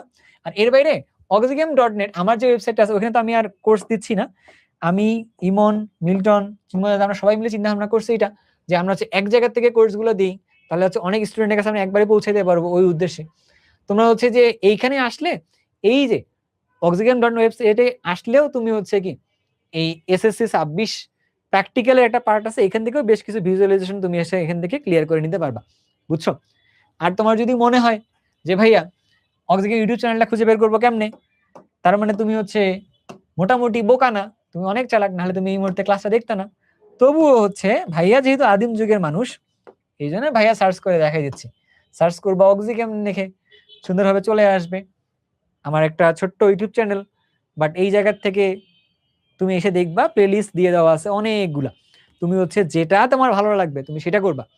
বাট ভাইয়া তোমাকে একটা সাজেশন করি, 27 ব্যাচের ভাইয়া আপুদের জন্য এখানে একটা ফাউন্ডেশন করাইছিলাম ওই সময় গত বছরে। তুমি চাইলে এখন এই ফাউন্ডেশনের ক্লাসগুলো দেখো, প্রয়োগ পদ্ধতি, গতিবিদ্যা, বিক্রিয়া, সংকেত, বন্ধন, পরমাণু, এই সব জিনিসগুলো পড়ায় পড়ায় রাখছিলাম। তুমি চাইলে এটা পড়ে রাখতে পারো, তোমার জন্য বেটার দিবে আর কি। তাহলে অক্সিকেমের ইউটিউব চ্যানেলটা তোমাকে সাজেস্ট করলাম, বুঝছো? তাহলে তুমি ওইখান থেকে আপাতত ফাউন্ডেশন কিছু দেখতে পারো, যে ফাউন্ডেশনের মাধ্যমে তোমার দেখা যাবে যে তোমার নিজের একটা ভালো প্রস্তুতি হবে। অনেকগুলো কথা হয়েছে না? তোমাদের দিক থেকে কোনো প্রশ্ন থাকলে প্রশ্ন নিব, আদারওয়াইজ ক্লাসটা শেষ করবো আর কি এখানেই। তোমাদের রেজাল্ট অবশ্যই ভালো হবে, ফলাফল তুমি যেমন পরীক্ষা দিছো ঠিক সেরকম একটা ফলাফলও আসবে। তবে মাথায় রাখবা, নিজের জন্য একটু দোয়া করবা, শুধুমাত্র মানে মানে কি বলবো এটাকে, হাহুতাশ করিও না, দুশ্চিন্তা করিও না, একটু দোয়া করো, তাহলে দেখবা যে ভালো ফলাফলটাও হয়তো বা ডিফারেন্ট ভাবে আসতে পারে। তো সবসময়ের জন্য প্র্যাকটিক্যাল না, ম্যাজিক্যাল অনেক কিছু ঘটে আমাদের জীবনে, সোশ্যাল দিকে নজর রাখবে আর কি এরকম। আমি অফলাইনে আপাতত কোথাও পড়াই না, আগে তো পড়াইতাম, উদ্ভাসে পড়াইতাম, এখন তো নাই উদ্ভাসে। আমি গত বছর উদ্ভাস লেফট করছি, করে আমি আসলে অনলাইনে তোমাদেরকে পড়াচ্ছি। সো গরিব মানুষ যেটা, ঠিক আছে, এরকম আমার ইচ্ছাটা হইলো আমি তোমাদের সবাইকে রসায়ন পড়াইতে চাই। আমি তোমাদের সাথে 2টা কাজ করতে চাই, এক রসায়ন পড়াবো, রসায়ন পড়াবো। 2 নম্বর কথা হচ্ছে তোমরা যে ড্রিমটা দেখো, ড্রিমটা দেখো, সেই ড্রিমার্স ব্যক্তি হিসেবে তোমাদেরকে দেখে তোমাদের এই ড্রিমারকে একটা ডুয়ারে কনভার্ট করব। ডুয়ার মানে হচ্ছে কি, মানে তোমরা যে স্বপ্নটা দেখো ওই স্বপ্নটাকে তোমাদের সত্যি করতে পারতে অনেক কঠিন হয়ে যায়। কারণ কি? কারণটা হচ্ছে অনেক বেশি বাধা আসে। তোমার জীবনে মনে হয় আমি সবচেয়ে বড় সমস্যাটা ফেস করতেছি, আমি হারাই যাচ্ছি জীবন থেকে, এরকম মনে হয় না? তো ওই জায়গাগুলোতে দেখা যায় একটা ভালো মেন্টরের দরকার পড়ে। সো আমি আসলে রসায়ন পড়াবো তোমাদেরকে, পাশাপাশি তোমার যে স্বপ্নটা আছে সেই স্বপ্নটাকে কিভাবে বাস্তবায়ন করা যায় এটার জন্য কাজ করব। 25 ব্যাচের সাথে কাজ করছি, 26-এর সাথে কাজ করছি, 27-এর সাথে কাজ করছি, তোমাদের সাথে কাজ করব। সো আমার কাজটা আমি কেমনে করি না করি সব জিনিসগুলো পাওয়া যাবে আমার অক্সিকেমের ইউটিউব চ্যানেলের প্রত্যেকটা কমেন্টে রিপ্লাই ভাইয়া দেই। তো এইখান থেকে তুমি সবকিছু পেয়ে যাবা যে ভাইয়া কিভাবে কাজটা করি। একটা ভিডিওতে একটা লাইনে সব বলা যায় না। সো থ্যাংক ইউ তোমাদের সবাইকে। তোমাদের সবাইকে বলবো তোমরা সবাই ক্লাস নোটটা হচ্ছে সাবমিট করবা। ক্লাস নোটটা তোমরা হচ্ছে গ্রুপে দিয়ে দিবা। ক্লাস নোট গ্রুপে দিবা, তাহলে ক্লাস নোটটা দিবা, তাহলে হচ্ছে ওইখানে পাশাপাশি তোমাদের ক্লাসটা কেমন লাগছে, তোমরা কে কি চিন্তা করছো ক্লাসের সময় সেটাও দিবা। ইনশাল্লাহ আরো কথাবার্তা হবে আর কি। ইনশাল্লাহ বলছে এইচএসসি তে যেন চান্স পাও, ইনশাল্লাহ পাবা। আমার বাসায় আছে যে ছোট বোন আছে যে হচ্ছে হলি ক্রসে পড়াশোনা করে। সো কোনো সমস্যা নেই, পারবা। লেগে থাকো, পড়াশোনা করো, তাহলে দেখবা যে ইনশাল্লাহ পারবা, কোনো সমস্যা হবে না। ঠিক আছে? সো আমরা আজকে তাহলে এই পর্যন্ত রাখবো। ইনশাল্লাহ বাকি জিনিসপত্র দেখা হবে তোমার সাথে ফেসবুক গ্রুপটাতে। এখানে একটু নিজের একটু অ্যাক্টিভ থাইকো। এন্ড আমার যদি ক্লাসে কোনো কথাবার্তায় ভুল ত্রুটি বলে মনে হয় ক্ষমা করে দিবা। এন্ড বি কেয়ারফুল, আমার ক্লাসটা তোমরা বাবা মার সাথে বসে দেখতে পারবা, কারণ আমার কথা পড়ানো সবকিছু এই মুহূর্তে তোমার কাছে তোমার বাসায় সবচেয়ে বড় টিচারটা হচ্ছে তোমার বাবা মা আর কি। সবাই ভালো থাকো, সুস্থ থাকো, ইনশাল্লাহ কথাবার্তা হবে। আল্লাহ হাফেজ।